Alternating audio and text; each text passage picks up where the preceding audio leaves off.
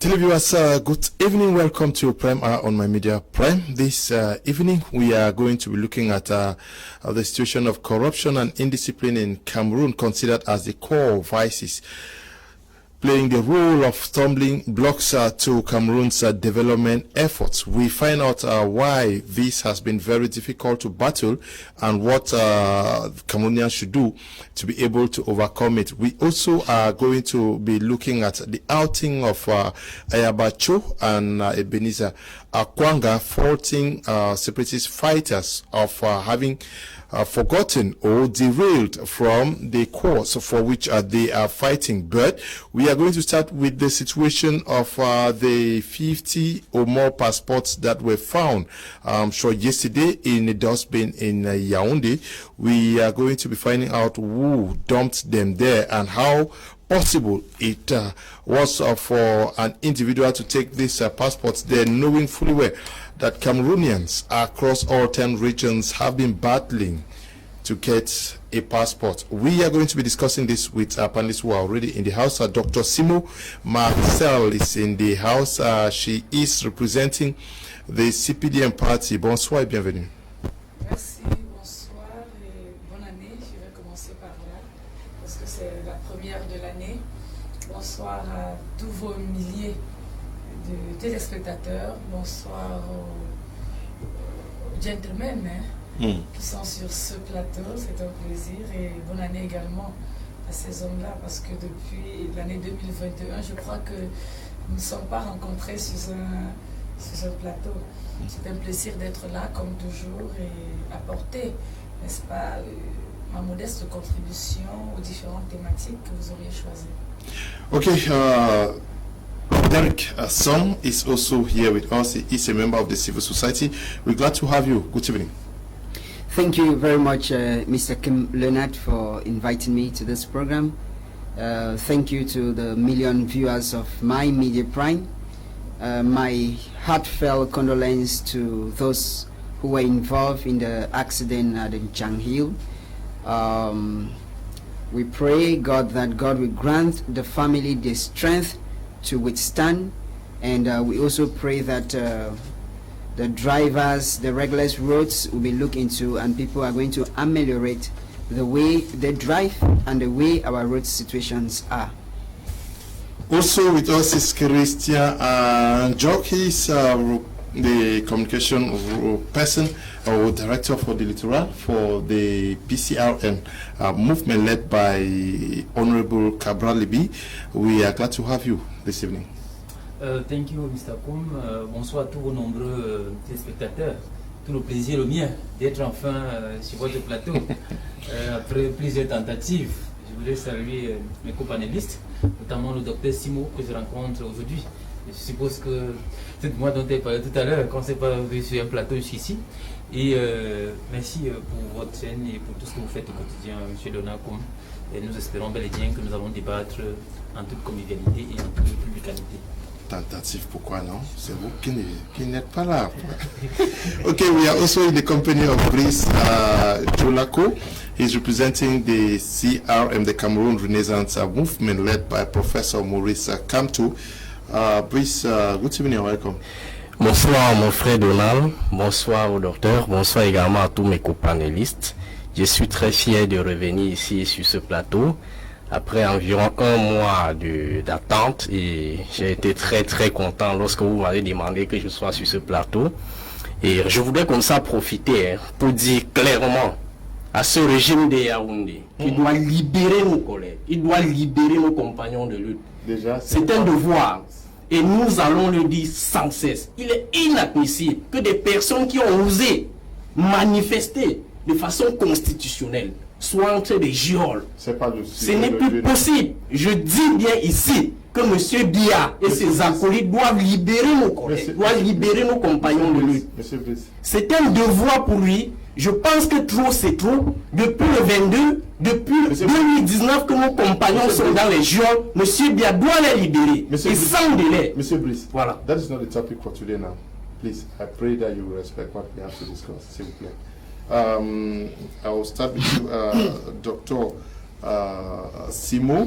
Passports are found in dustbins in Yaoundé, when we know that Cameroonians are struggling to get a single passport is difficult. Many persons in and out of Cameroon have been struggling to get a passport, and to note that passports are found in the dustbins in Yaoundé. How do we understand ça? Vous avez compris cela? Effectivement, je crois que tout le monde a pris la peine de l'écouter. C'est une évidence. Dans les réseaux sociaux, tout le monde a vu ce qui s'est passé derrière un lycée connu de tous, où un ensemble de pièces d'identification, précisément des passeports, se sont trouvés dans pratiquement la poubelle, parce que c'était dans un espace quand même pratiquement un dépotoir, hein, il faut dire ça comme ça. Oui, je peux comprendre l'inquiétude ou alors le courroux de tout le monde, mais très rapidement, pour moi, ça, je n'en fais pas un débat. Je n'en fais pas un débat parce que ayant été victime des agressions, j'essaie d'imaginer. Ils vont fouiller ce qui les intéresse, nous le savons. C'est généralement les téléphones, les bijoux et surtout de l'argent. Et le reste de paperasse, acte de naissance, carte d'identité et tout ce qui est comme papier là, ils vont le jeter quelque part. Donc je me dis que ce sont des citoyens tranquilles qui ont été agressés simplement et que les pièces se sont retrouvées là. C'est vrai que derrière cette vidéo, alors cette action que nous avons vue dans les réseaux, plusieurs hypothèses ont été émises. La première, selon laquelle c'est un officier de police, je crois, si mes souvenirs sont exacts, qui allait à un enterrement et qui s'est fait agresser par des hors-la-loi, et c'est dans son sac, dans les différents outils qui ont été pris à cet homme-là, cet homme de loi, qu'appartenaient toutes ces pièces-là. Mais c'est une hypothèse, vous savez, c'est pour ça que j'ai parlé d'hypothèse. Parce qu'elle n'est pas démontrable, elle n'est pas vérifiable, et pour qu'on la prenne comme argument concret, pour qu'on la prenne comme élément vrai, il faut que naturellement qu'on la vérifie, qu'on l'analyse, qu'on la scrute un tout petit peu, et en ce moment-là maintenant, beaucoup d'autres questionnements vont se poser. Par exemple, celle du genre, que faisaient tous ces passeports dans son sac. Mais du moment où on n'a pas la certitude que c'est celui de l'officier, je me réserve encore de dire les choses quand je n'ai pas un ensemble d'éléments concrets. Parce que jusqu'à maintenant, je me limite simplement à l'idée selon laquelle ce sont des humbles citoyens qui ont été agressés et les passeports se sont retrouvés là. Ils ont agressé jusqu'à 50 personnes. Ils en font souvent 1000, hein? Yes, you followed up with that. One of the hypotheses she is raising is that possibly a police officer may have been attacked, and these passports made away with by armed robbers. But many persons are asking what a police officer would be doing with 50 or above passports. You know, I will not deny her hypotheses, because that's the way she sees the situation. But I will put it in the Cameroon context. There is nothing that is impossible in Cameroon, because we have a situation where you want to make a passport, you are told the procedures to follow, but we have another kind of passport that is called emergency passport, that you can make a passport and have it tomorrow, and you are told to call this person or that person. That's the situation of the country we find ourselves in, where everything is possible. Because one thing I understand with passport, there is no possibility that a thief can just aggress 50 different persons to have up to those 50 passports. It is the situation of the country, or it is just someone who needed his money. Because the statement we use often is that I am going to do a passport. The normal time limit for passport is 3 months for you to get your passport. But in Cameroon, there are situations we are told that after a month or after just 2 days, it's possible for you to get your passport.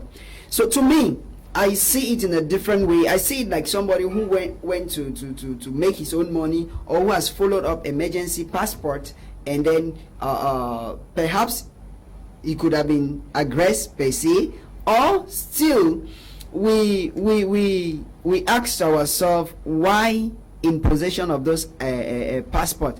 One thing I know about passport is that it's first of all individual, and when you make a passport, there is a place to collect the passport. But the situation of the country is so sad in a way that we realize that we do these things in due to connections. So I could say maybe one connected person has just had those number of passport, and then we can't explain why he should be in possession of that number of passport, and then found in an open air in front of a school. It's just a sad system that we only have to decry. But as at now, there is no way to fast conclusion but to follow the normal Cameroon system of digging into situations to know why, whose passports are that, because there's a possibility to trace back. There are names in the passport. We could trace the names of the names in the passport. When we contact the people, because there's a possibility of getting to the people and then get to know why those passports were found there. Ok, oui, est-ce que il y a aussi des gens qui se disent que peut-être c'est un montage, un cabal qui veut impliquer le délégué à la sécurité nationale, pour démontrer qu'il ne fait pas son travail, surtout au moment où les Camerounais se plaignent de plus en plus des passeports. Vous savez, Léonard, il y a de cela quelques temps, je disais à mes frères francophones que la crise anglophone, vous allez la vivre plus que ceux qui sont de l'autre côté. Personne n'a compris, personne n'a voulu me comprendre. Voilà, nous sommes aujourd'hui presque 2 mois où on parlait de pénurie de passeports, pénurie de cartes nationales d'identité. Mais un beau jour, on retrouve un officier de police, un dépositaire de l'ordre public, avec autant de passeports. L'argument que le monsieur nous avance, c'est qu'il a subi une agression. Mais c'est scandaleux. Non, on n'a pas les passeports. Non, les passeports sont... On a retrouvé les passeports. D'autant plus qu'il a reconnu que ces passeports, il détenait pas devant lui. C'est ça le réel problème. Comment se fait-il qu'un grand monsieur comme ça, dépositaire de l'ordre public, se retrouve avec autant de passeports? Vous comprenez donc la mafia qu'il y a dans ce régime? Vous comprenez donc l'organisation du crime? Parce que priver certaines personnes de leurs pièces d'identité, c'est un crime. Et pourquoi est-ce qu'ils font ça? J'ai longtemps dit sur plusieurs plateaux de télévision qu'effectivement ils veulent empêcher les Camerounais d'aller à l'extérieur et de dire exactement ce qui se passe ici au pays. C'est la raison pour laquelle ils détiennent autant de passeports. Il faut le savoir. Parce qu'en réalité, ce régime voudrait faire un massacre à huis clos. Et l'objectif est clair. Il faut bloquer des personnes. Il faut empêcher que les gens s'en vont. Il faut empêcher à tout prix que le monde entier puisse connaître ce qui se passe au pays. Que ce soit en termes de corruption, que ce soit en termes de marché de gré à gré, que ce soit en termes de crise, en termes de violation des droits de l'homme. Et le mécanisme est clair. Bloquer l'identité des personnes, la fabrication des cartes d'identité, bloquer l'établissement des passeports qui doivent servir aux citoyens d'aller à l'extérieur. Et le tour est joué. Donc ce qui est arrivé à Yaoundé ne me surprend absolument pas.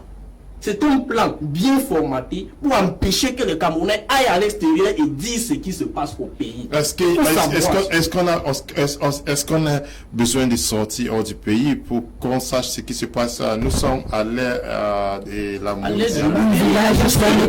Bien sûr, oui, c'est ce que sont les arguments que le régime va nous dire, que nous sommes à l'ère du numérique. Mais rassurez-vous, les preuves sont là. Les preuves des violations des droits de l'homme au Cameroun sont là. Vous vous souvenez, il y a quelque temps, où le crâne de Mamadou Mokhtar, le premier vice-président du MNC, a été fracturé, le bras fracturé. Vous voyez exactement ce qui se passe dans la zone anglophone. Oui. Et la collecte des preuves. Vous savez, le régime a désormais ce qu'on les Chinois appellent les hackers rouges. C'est-à-dire, ils se battent à détruire toutes les preuves numériques qui puissent exister au Cameroun. Et la meilleure solution de conserver ces preuves-là, c'est quoi? C'est d'aller à l'extérieur les garder. Vous avez compris, il y a de cela quelques temps, où on a l'ancien ministre des Finances, de l'économie, je pense, était malade, et il a simulé une maladie, il s'est retrouvé de l'autre côté, et lorsqu'il a fait une interview, il dit quoi? que les preuves, je les ai collectées et gardées à un lieu sûr. Ok, monsieur, Donc, monsieur- pour qu'il les garde à ce lieu-là, il fallait qu'il sorte. Et s'il n'y a pas de passeport, ça sera impossible pour lui de sortir. Donc, nous sommes à l'ère d'un crime organisé par ce régime criminel et qui ne voudrait pas à tout prix que ce qui se passe au pays soit sûr. Monsieur Christian, c'est quand même embêtant. Oui, c'est pas. Ça fâche beaucoup de Camerounais de savoir qu'ils veulent les passeports et qu'on retrouve plus de 50 passeports à jeter ou abandonnés dans une poubelle à Yaoundé. Effectivement, M. Koum, voyez-vous, les partis politiques ont une mission de socialisation, voyez-vous, dans l'éducation de masse. Et c'est un appel à l'endroit du compatriote et congénère du MSC d'éviter un peu un abrutissement collectif, de nous laisser entrer dans le sujet et de parler des questions fondamentales. C'est deux problématiques bien distinctes entre la sécurisation de l'identité et la production de l'identité en elle-même.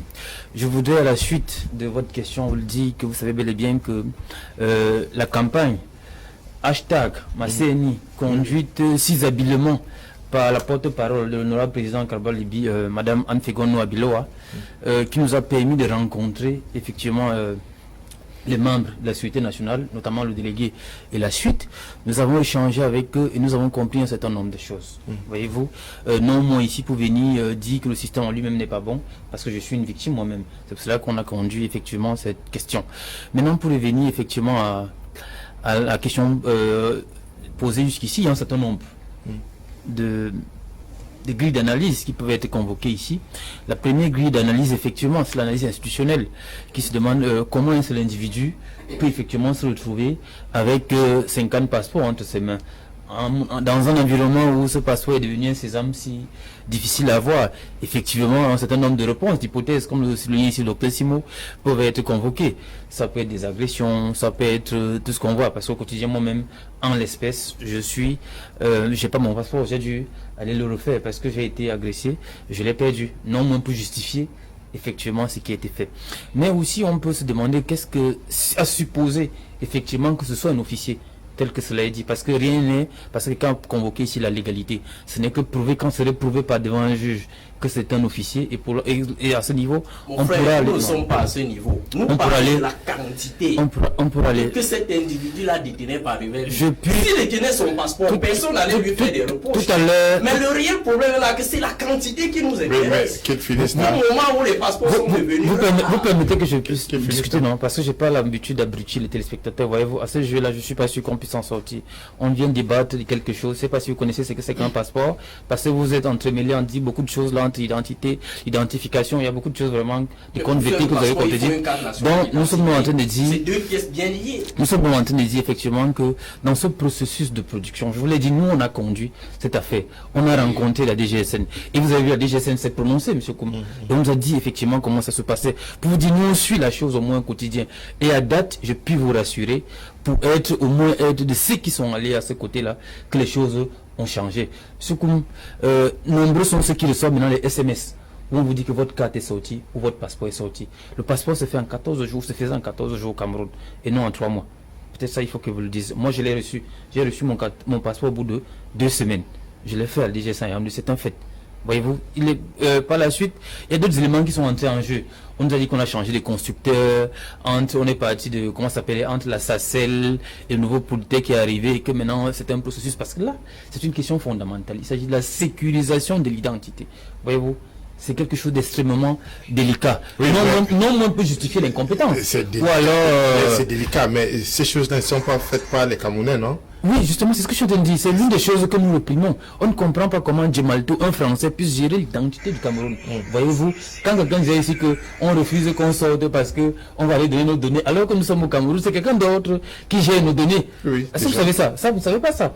Peut-être c'est pour élaguer un peu cette incongruité que vous relevez ici tout à l'heure, pour dire effectivement que ça nous permet d'évoluer, de comprendre que notre système, comme notre gouvernement actuel, il y a beaucoup de failles, il y a beaucoup de choses, mais il y a des choses aussi qui s'améliorent au quotidien. Okay. Il faut aussi soulever pour dire, aujourd'hui les gens reçoivent des SMS, les gens affluent dans les commissariats pour récupérer leur carte. C'est une initiative que nous avons savamment conduite. Nous sommes très heureux que ça pu bouger. Effectivement, nous croyons que ça. Okay. Maintenant, je voulais chuter sur votre truc pour dire effectivement que, comme je le disais tout à l'heure, on se demande si cela est avéré, un officier de police, c'est-à-dire celui qui est censé conserver, sauvegarder cette identité, fait quoi dans les funérailles? Si cela est avéré, docteur Simbo, il va faire quoi avec dans son village?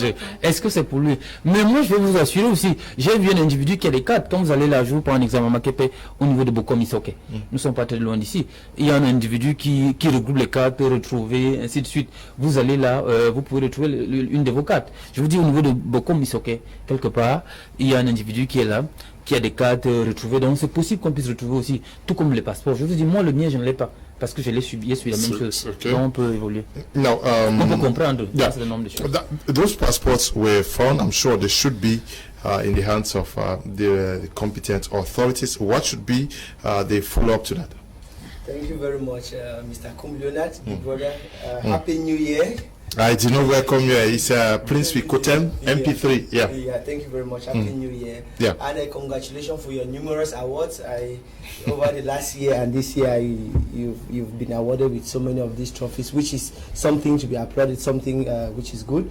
So, Happy New Year to all the televiewers of my Major Prime, especially those in Tico, those in Yaoundé, Buea, and the rest out of country. Thank you for this question about the passport. You know, I listened to the other panelists on the other side when he was talking. He said the passport, he made his passport and it came out in 2 days. I don't know if he did it in he said 14 days, 2 weeks. Thank you. I don't know if he did it in 1980 or in 1970, but the idea of passport today in Cameroon has become something which is very, very fishy and very, very, very suspicious. Why do I say so? To begin with the aspect that Cameroon as a country, as a state, an independent state, sovereignty doesn't produce its own passport. It's first a problem. It is a problem, a fundamental problem. Because a passport is what relates to our sovereignty. What relates to our sovereignty? The other arm of the state. We have the government, you have sovereignty as one of the fundamental, and sovereignty is what relates us, Cameroon, to other states out of in the international world. And for you to relate, well, you need to have a passport. And when you don't fabricate your own, when you don't produce your own passport, what do you mean? It means that the diplomacy of your state is even at stake. Your diplomacy of your state is not strong, because those other people out there have the criteria to produce a passport. They can produce it whatever thing, and they can even counterfeit. That's why the last time we saw in France, when there was this commotion between some members of some people in France who said they were opposition and the likes and the like, we saw them, there was some commotion and they were producing passports because of all these things. But coming back to our country, still with the issue of the production of passport within the national territorial jurisdiction of the country, it is another problem. Why? Because I am a living testimony. It's 3 months now, 3 going to 4 months, and accompanying a brother or a family relative who left from the southwest and came to Yaoundé. And because I'm in Yaoundé, he asked me, brother, can you help me? Because I don't know, I heard that so many people can steal away, or they can dupe me here. I took him myself. I went to the immigration office. And we did a passport, and to tell you, as we are sitting here, the passport is not out. We went there, I went there on Thursday, on Wednesday, that's 2 days ago, and we were being told the passport is not even out, that we should go. As I went, the manner in which we were sent away, it makes us understand that even the next 4 months it will not be out. But that is not information. Why do all this happen? And who are those behind this thing? Of course, I want to tell you, the country has gotten to that extent where it is ungovernable. Everybody is like the survivor of the fittest. Everybody wants to eat from the smaller person. That's the bigger ones will perch from the smaller ones. How does this happen? Those people at the immigration office, the passport, just like the national identity cards, are it is like a farm of cocoa for some people. Why? Because Mr. Kum, yes, more than 50 passports were found in a dustbin in Yaoundé. Certainly, they have been taken to where they are supposed to be. Now, what should be a follow-up to that? The follow-up must start at the level of the control, where they are printing the passports. Those who are in charge, those officers that are into that procedure, they must start from there, putting stringent measures and ensuring to the deadline for the production of passport. Secondly, why should an individual be carrying passport, and they are valid passports of people, and those passports have not been used, which therefore means he had actually collected them to go and give someone? Is it is his car or his back an office where those passports are being distributed. So we must begin from there, from those people who actually are in the procedure of the fabrication of this passport or these identification documents. Thereafter, we have to have a grip of the production of our passport, because why all this thing is happening is because the government hides behind the fact that there are not enough materials, because they are not the one in charge. It's a different company. They had announced that this year Cameroon will have a grip in the production of the passport, and this is January getting to an end. We haven't seen it. So the powers in place and the government must be very, very strict. But that which it is just a cry, because we are talking here, it is like throwing water in the decks. But tomorrow we see the same thing. We may come back to this topic next week when we must have gathered ample information on what is actually happening in Yaoundé. We move over to a second topic, which has to do with corruption and indiscipline in Cameroon. The core impediments to Cameroon's development. Now, we'll start with you once again, Dr. Simo. Corruption in Cameroon, lots and lots of efforts made to combat corruption for decades now. Seemingly, nobody can stop it. Why? No, we cannot say that nobody can stop it. Okay. But it's important for us to underline something. Know that lorsqu'on parle de la corruption, on fait allusion à un fléau social. Oui. Et c'est important. Lorsqu'on dit fléau social, tout de suite on comprend que c'est un mal qui mine la société. Et je vais même aller plus loin, qui mine le monde entier. Parce que la corruption n'est pas seulement propre au Cameroun. Pas pour la défendre, pas pour la justifier. Mais c'est un mal qui mine le monde entier. Et je crois que nous avons eu assez d'exemples.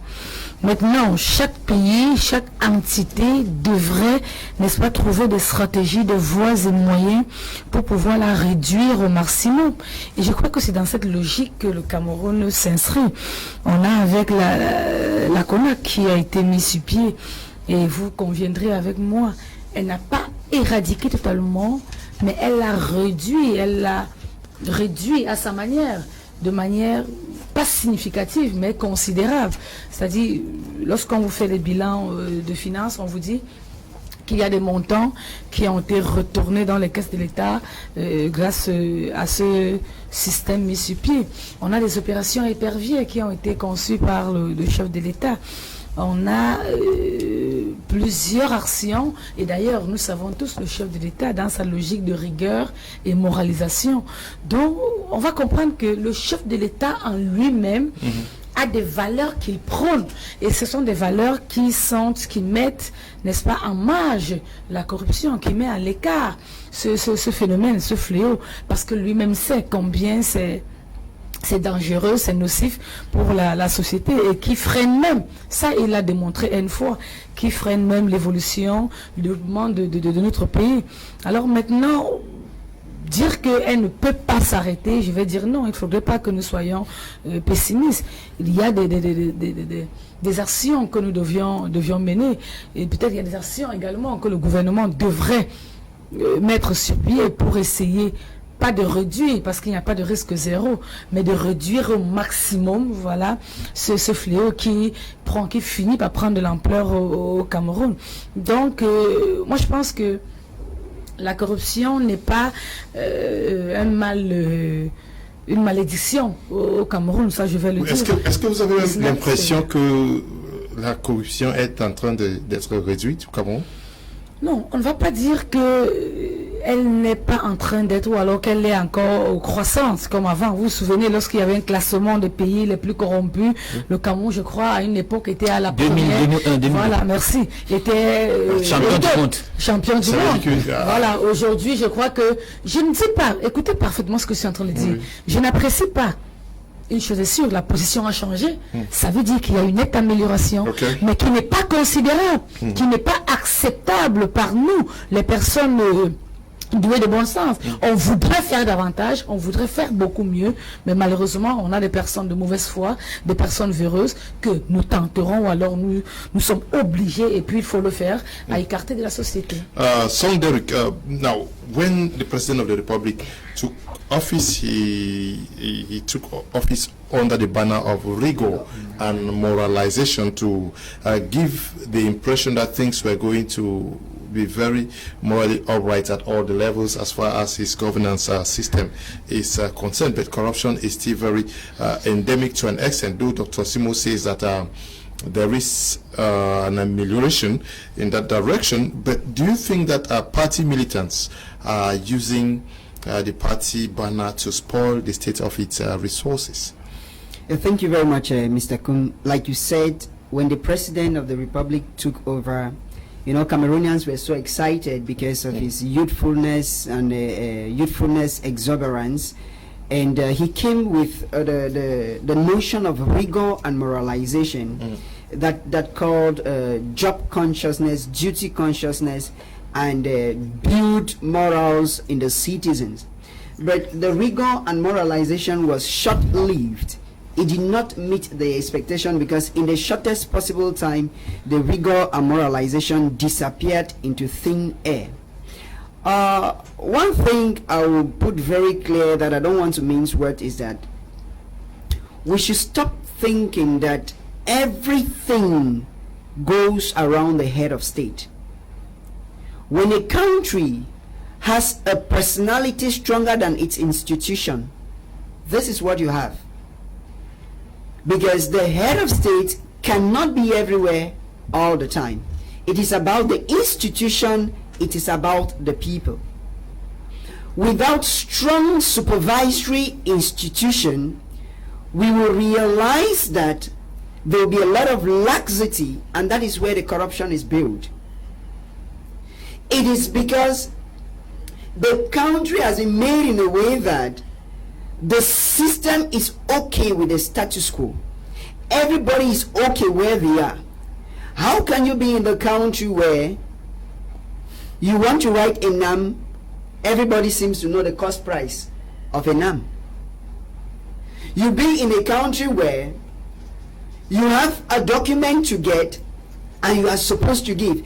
And let me make it very clear to the audience that first, corruption, one thing we should not forget about corruption is that there are two parties involved in corruption. You giving out something and you receiving. All of you are corrupt. It's not like it is the person receiving that is corrupt. You that have decided to give out something, you are corrupt. And the person receiving is corrupt. But the problem in Cameroon is that the system is porous. And how porous is it? You can get to an office, even if you have a phone number to report corrupt officials.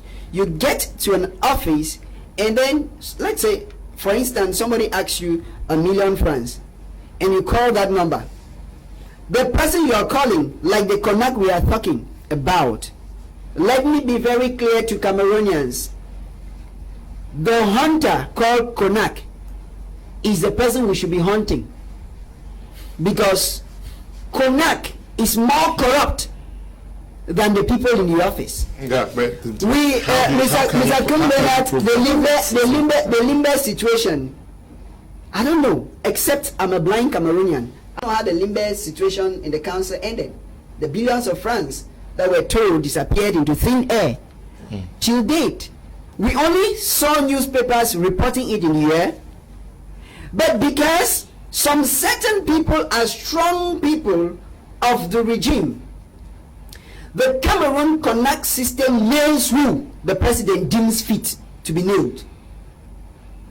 If you are a supporter of the regime, you're only nailed when you start looking at directions that do not concern you. Okay. So we need to be clear that the system of corruption in the country is because of the system we have in place. You know, in Pidgin, they usually say, people usually say that a goat eats where it is tethered. Cameroon has been segmented that if somebody is in an office, they believe that that is their feeding bottle, and nobody questions them. Okay. And it is because of this that you and I, the common man in the street, you know, Pope Francis once said that corruption is paid by the poor. It is the poor masses in the street that are suffering, because in reality, those who suffer from corruption are really the poor. Those who feel the pains of corruption are the poor. And I will take this very clear with you that, Mr. Leo, that if you are importer in Cameroon, those who are importing in Cameroon, who import Cameroon containers from outside the country, the rich pay cheaper than the poor. It's a fact, because the rich know the offices to call to let the containers pass, but the poor have to enter one office or the other, okay, and it will keep dropping francs in each office because there is no lay down. Monsieur Brice, can we also consider that tribalism that has been on the rise? We've seen tribalism portrayed publicly in Cameroon. Could this also have influenced the prevalence of corruption in Cameroon, where people are given favors not based on, are given opportunities not based on merits, but because you are my countryman? Vous savez, j'ai vu tout, avant de répondre à votre question, j'ai vu tout à l'heure comment la représentante du RDPC était très gênée lorsque on a entamé le sujet sur la corruption, parce que réellement c'est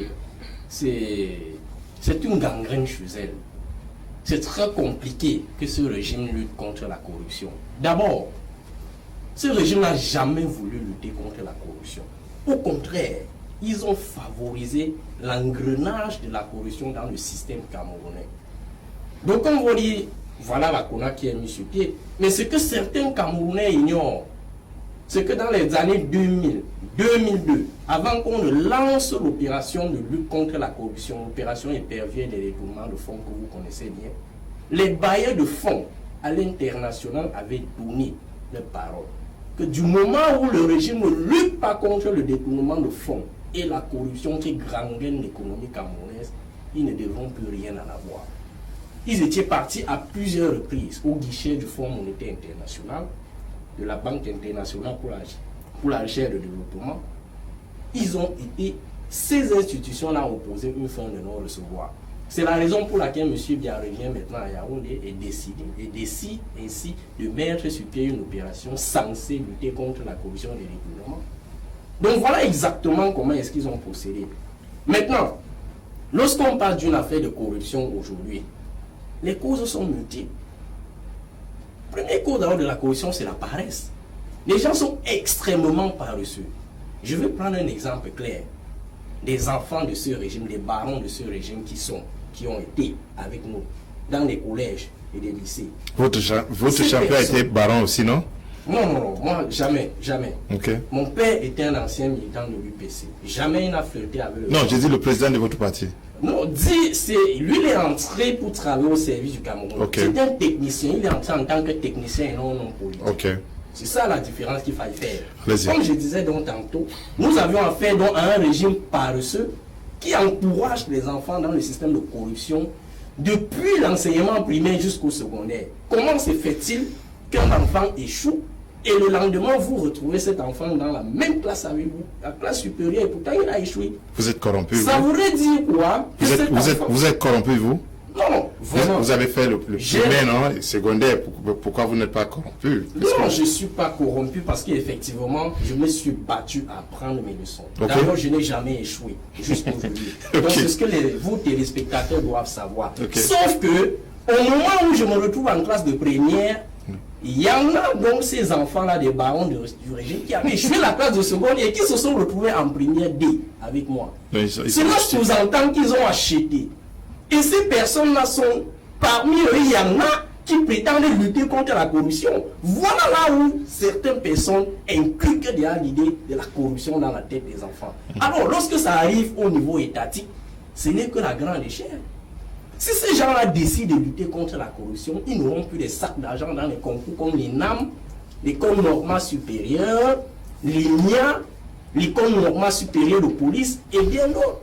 Donc du coup, la corruption pour eux devient un fonds de commerce. Donc c'est très difficile pour eux de lutter contre la corruption. D'ailleurs, vous avez constaté lors des campagnes électorales, les gens sont payés pour aller voter. Qu'est-ce qu'ils font? Vous sortez avec un bulletin du MRC, on vous donne 10 000. Voilà comment est-ce que ce régime procède. Okay. Et avec ça, vous pouvez leur donner le crédit de lutte contre la corruption. Je dis non. C'est la raison pour laquelle nous disons ensemble que M. Dia et ses amis du séminaire, qui partir. étaient censés faire du bien, formés pour faire du bien, doivent dégager, laisser une nouvelle équipe, que ce soit le MRC ou pas. D'autant plus que nous avons gagné les élections en 2018. Donc, le président et qu'ils ont refusé de nous remettre le pouvoir. Ces gens-là doivent prendre leur bagage et dégager le perchoir. Laisser une nouvelle équipe diriger. L'équipe des vainqueurs, bien sûr, le MRC. Ok. 2 secondes. Merci. Oui, je suis un peu gêné, ça, il faut le dire, pour une fois. Je ne vais pas jouer au jeu de ping-pong avec lui, non. Mais je crois que sur des sujets aussi sérieux, parce que mon confrère, là, à l'entame, le lui a fait savoir, mais j'ai l'impression qu'il refuse parfaitement, sciemment de comprendre de quoi il est question. Lorsqu'on n'est pas à la hauteur d'un débat, il est préférable de se taire, vraiment. Docteur, c'est parce que vous avez l'habitude de dire des mensonges et vous n'avez jamais eu quelqu'un qui vous oppose face à ces mensonges-là, une vérité crue. Il suffit de comprendre que c'est vous qui avez apporté la corruption au Cameroun et que vous avez contribué à ce que quelqu'un la pérenne. C'est clair. Dites qu'on n'est pas à la hauteur du débat. Nous n'avons pas l'habitude de mettre aussi comme vous. Donc, il suffit d'écouter la vérité. C'est de ça qu'il s'agit. Monsieur Brice, c'est quand même la démocratie, non? Quand vous parlez, tout le monde vous écoute, non? Je l'ai donné 2 secondes. Vous avez interrompu.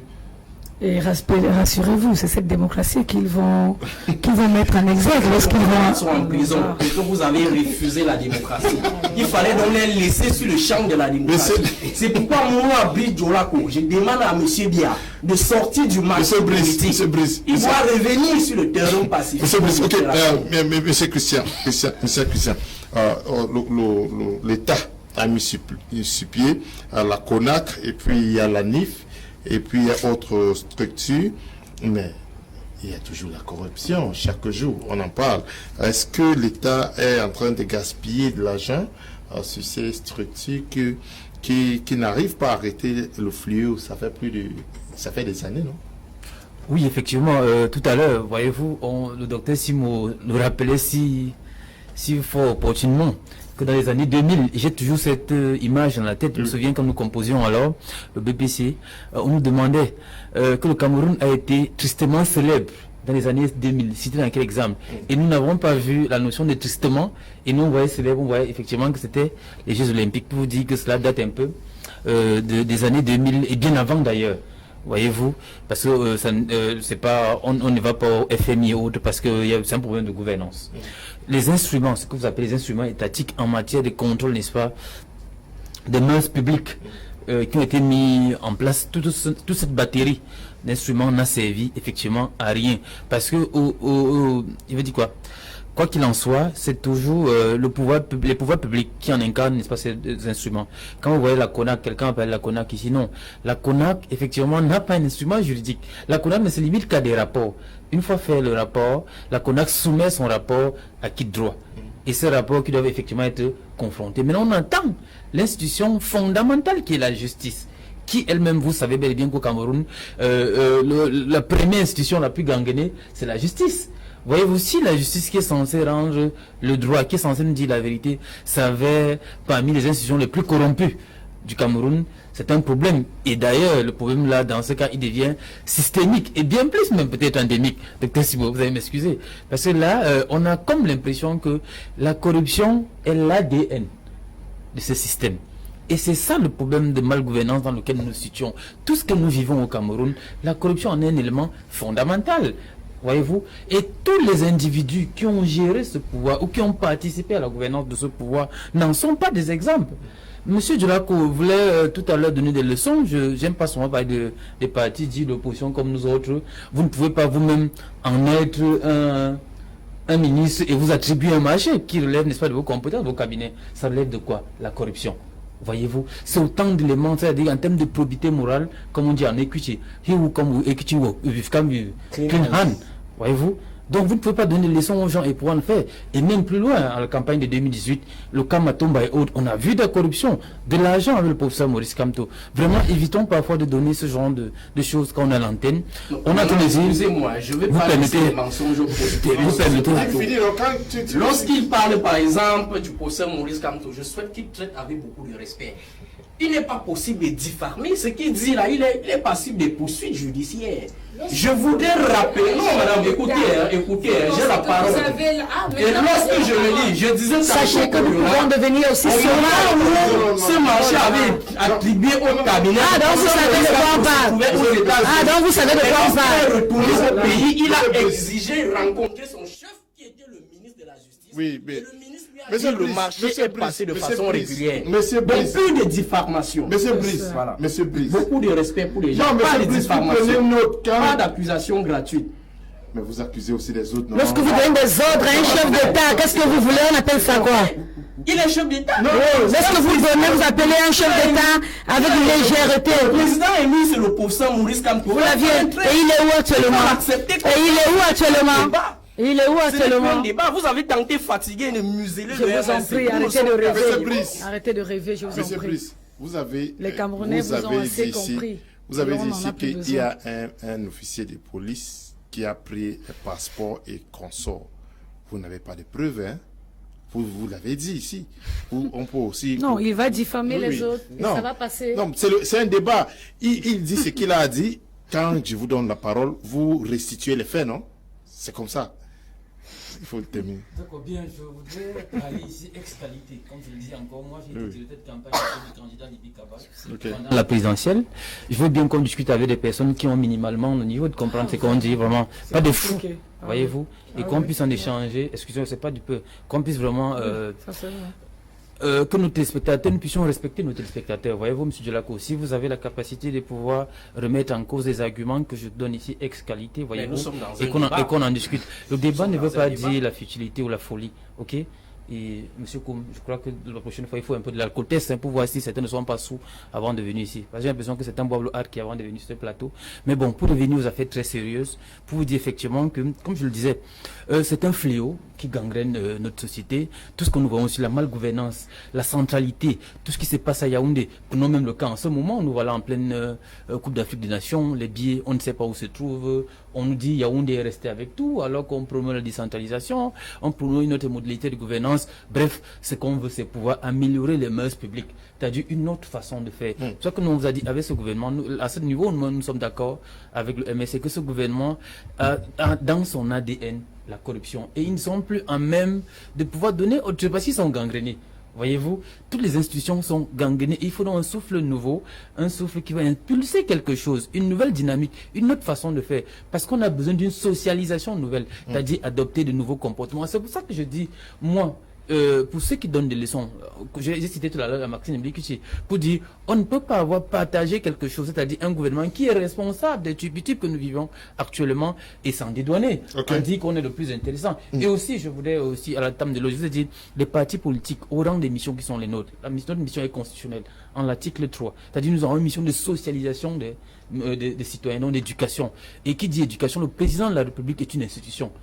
D'accord, qu'on soit d'accord avec elle ou pas, mais il faut respecter l'institution qui est le président de la République et non le taxifier comme un individu vulgaire qui est au quartier. M. Delacour, ça aussi, prenez un peu de la hauteur. Ça permet que vos arguments soient un peu plus étoffés et mieux agréés, et c'est-à-dire avoir un niveau de débat avec Prince Will, to show that the government was really serious about the fight against corruption, there exists a ministry that is in charge of, they call it a Supreme State Audit, that is supposed to audit almost everything, but seemingly the auditing is not helping the situation. Is the government putting in place institutions that cannot deliver, or persons who are not up to the task of living to the expectations of the institutions to which they have been assigned to work? Thank you very much, Mr. Koum. All of the above is true. Why do I say all of the above? It's because it is a regrettable situation to know that when the young Mr. Biya took over power, his first principle was that of rigor and moralization. That means that he understood the fact that there was corruption in Cameroon. There was a lot to be done about corruption in order for Cameroon to be developed, in order for Cameroon to be an emerging nation. But it's unfortunate today to understand that Cameroon is grounded today upon corruption. That's Cameroon, the basics under which Cameroon functions is corruption. That we can't dispute it. Why do I say so? We begin with the fact that, how will you explain? I want to just take a simple example. Go to what they call GO, that's the divisional officer's office or the subdivisional office. You see, there are people whom they call fonctionnaires and there are those they call attachés, not so. You see, those who are called fonctionnaires are being paid by the state, and those attachés who are maybe family relatives of 1 or 2 people who are in the offices that bring them there. They are being paid 30,000 francs, 20,000 francs per month, and they leave.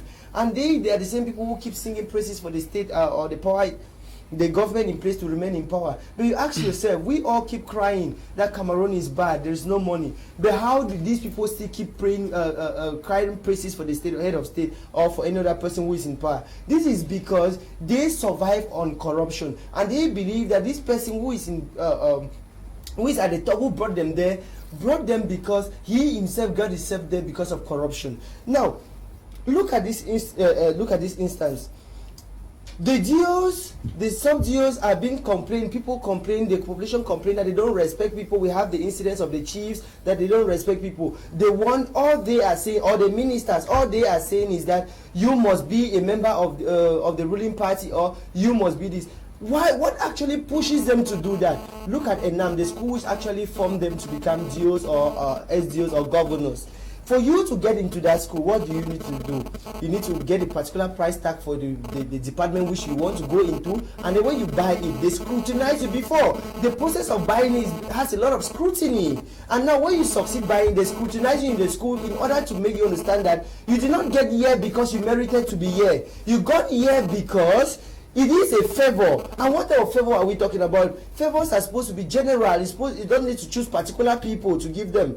When the head of state or the state is giving favors, you need to give it to all citizens because all citizens are equal. But now, if you realize that you got into ENAM because of a particular favor, therefore you have to support that person who gave you that example, that opportunity to be there. You realize that they keep saying that Cameroon should go ahead, the power in place will remain there because they got there through corruption. That is one of the reasons which actually pushed me to say that Cameroon is moving because of corruption. I will still go further to explain to you the reason why I say Cameroon is moving because of corruption, but the fact that the one institution, when they discover, you have the Supreme State Audit like you talked about, when they discovered that the height of corruption had gotten to a stage where it could not be controlled, or it was even more than the state budget, more than that would be embezzled, they brought in the Supreme State Audit to audit the ministries and other institutions in place. But what do we get in place? This Supreme State Audit is being put in place by the President of the Republic, someone which therefore makes it the Supreme State or that organ to be dependent on someone,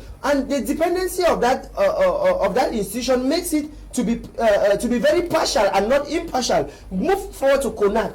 CONAC, I will tell you, CONAC is the promoter in the back door of corruption. Why do I say so? Or why do I say CONAC promotes corruption in the back door? It is the main organ that fosters corruption. This is because we have never seen CONAC or any other any administrative head in CONAC comes up one day to say, okay, we want to audit this, but it waits upon instruction from the head of state. That is where it goes for to audit someone, which therefore means that if the head of state has a problem with you as someone, that's how it functions. Of course, no, because of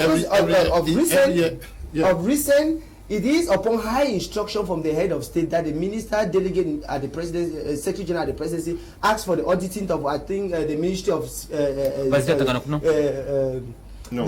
Ministry of Health, and that the public one which was also still. Now the minister delegate today again has ordered that the special criminal court that was put in place in 2012 should let go the former minister of energy, yes, but I said I don't want to call his name, of energy and water and the like. So you realize that these institutions are being put in place not to serve for the purpose which that are meant to serve, but they are put in place to guarantee that the powers be or the government in place remain there. And what are the mechanisms that they use in order to guarantee this? Is by corruption, like I've actually well elaborated. So you realize that corruption is at the basics, at the roots, at the core functioning of this state Cameroon. If you remove corruption today in Cameroon, I bet you this government in place, this regime in place will crumble today. Okay. But because of that, this regime will continue function. I want to take a last example. Look at the last regional elections. How will you expect, imagine that the president of the republic, who is the president of a particular party, decide to disburse money to every candidate within that election. I'm talking in the case of the chiefs, where they receive an envelope of 5,500 or 5,200 francs and the like. But look at how this is a manner, this is a process to grind down these people, but that is corruption. Why should you be a party to an election and you give money to other people? It is part of corruption, and that is why the Cameroon has kept going. Was it? I'm sure that money was given, like they give money to political parties to help them do campaigns. The same thing. For the election. The same thing. The same thing. Parce que tous les partis politiques, yes, it's the same thing. Ça relève du financement de la campagne. C'est le financement de la campagne. Et c'est alloué à tous les partis politiques. Non, le 5 000 seulement pour les chefs. Je vous dis que c'est alloué à tous les partis politiques. Les 5 000. Oui, non, vous n'êtes pas au courant. Non, là ça peut être un candidat qui a corrompu les autres, mais pas les chefs. Les chefs avaient la liste. Et leur montant, je vous parle pour la campagne.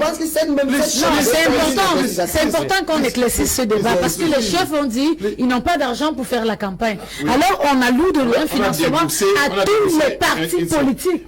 C'est pas de la corruption. Please. Qui a donné, on a des éléments concrets pour apporter des solutions. Ou alors des arguments sur un sujet précis. Please, what you are talking about, there is a chief in Kumba who raised the issue of having received 5,000 francs. The SDO for Meme came out to say that the money that was disbursed was not for all the chiefs. The money that was disbursed was for those that were involved in elections. It's not everybody. Good. So that was a confusion, please. Mr. Can I please?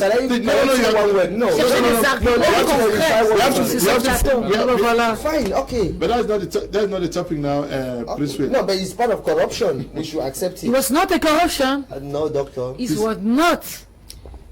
Okay. The doctor has not spoken now. Par contre, il y a la corruption dans la campagne électorale. Ça, c'est autre chose. Il a pris un cas précis, il faut lui dire que là... Le pays fonctionne par rapport à... S'il n'y avait pas la corruption, le pays ne fonctionne plus. Finalement, qu'est-ce que vous voulez donc? Please. Mais vous-même, vous avez accepté. Finally, we are not going to debate. Je suis pas en train de dire ce qu'il faut. Thank you very much, Mr. Leo. Please, panelists, we understand that there's a moderator. Let's just give each other the time to speak. Talking about you posed a question on supreme state audit. Now, auditing goes with checking financial statement to make sure they represent a true and fair view. And the situation of Cameroon to me is quite pathetic because in Cameroon, you know, when you check financial statement, you want to see how that financial statement look, what has gone. There is what they call immaterial and it's material. For instance, if I'm auditing a budget of 100 billion and I realize there's a shortage of 5 million, I don't think that shortage makes any heavy sense. But in Cameroon, we realize somebody audits something, there is shortage, no alarm is blown, there is no whistle blowing. But at the end of it, when it is about 5, 6, 7, 10 years, we come in to blow the whistle. It becomes like corruption has become the new occultism we have in this country because somebody decides to go into politics, and then when he gets enough of it, people decide to go to prison and rest while their children enjoy because there is no checks and balances. So talking about when you ask the question about supreme state audit, we expect that this state audit should give financial statement report that gives true and fair view, and at the same time they should play that advisory role to stop, because we often said prevention is better than cure. I say prevention is better than getting to the hospital, because it's better we prevent that something should not happen than to allow it happen and then we are dealing with the consequences. Okay. Let me take two messages. We continue. Mr. Leo, there is something we should know here, that the corruption and extortion, there is corruption and extortion in Bamenda. Hyson is writing from Bamenda. Good evening to you, Hyson. This one says, salut à vous, Monsieur Leo. Vous savez, cette histoire, le passeport, c'est une histoire qui va avec la situation du Cameroun. Par exemple, il faut qu'on arrête la corruption pour mieux avancer. Ok, merci beaucoup. Good evening, Mr. Leo. Is Chili Abigail Benue writing from Douala. any woman or man supporting a Biya regime is not serious, okay?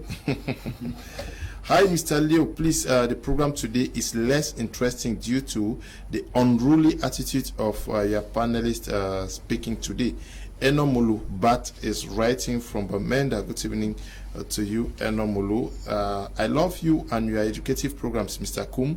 Corruption can be stopped, but in Cameroon it's not easy to stop it because the practice is encouraged by those who have power to stop it. Abel Kum writing from Bamenda. Good evening to you. This one says the poor are forced into corruption because they are desperate. They are powerless, and the only way to survive is to bow to the powers that be, else they are finished. Romanos is writing from Limbe. Good evening to you, Romanos. Good evening to you all. The president of Cameroon needs to step down and with all his ministers so that Cameroonians should experience a new government. Dr. Simo, est-ce que ce n'est pas aussi parce qu'il n'y a pas véritablement ce qu'on appelle séparation de pouvoir? Par exemple, on a vu le ministre d'État, secrétaire général à la présidence aujourd'hui, a demandé au ministre de la Justice, non, de demander au président du tribunal spécial, criminel spécial, qu'on arrête les poursuites contre le ministre. Est-ce que ce n'est pas ça aussi qui encourage tout ça? Vous savez, moi, le Cameroun est un état de droit. Et moi, ce qu'on m'a appris depuis l'école primaire, c'est qu'au Cameroun, il y a la séparation de pouvoir. Je crois dans les textes, c'est très bien marqué. Le pouvoir exécutif, judiciaire et législatif, c'est clairement défini.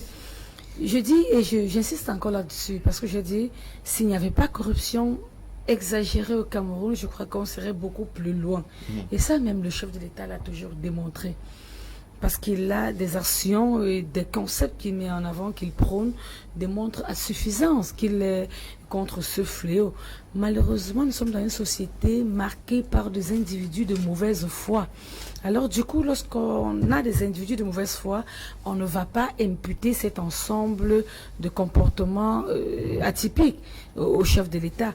Au contraire, ce que je vais décrier, et je me dis, c'est ça le véritable problème, c'est peut-être la tolérance administrative qui amène les uns et les autres parfois à dire, bon, je vais voler, qu'est-ce qu'on va faire?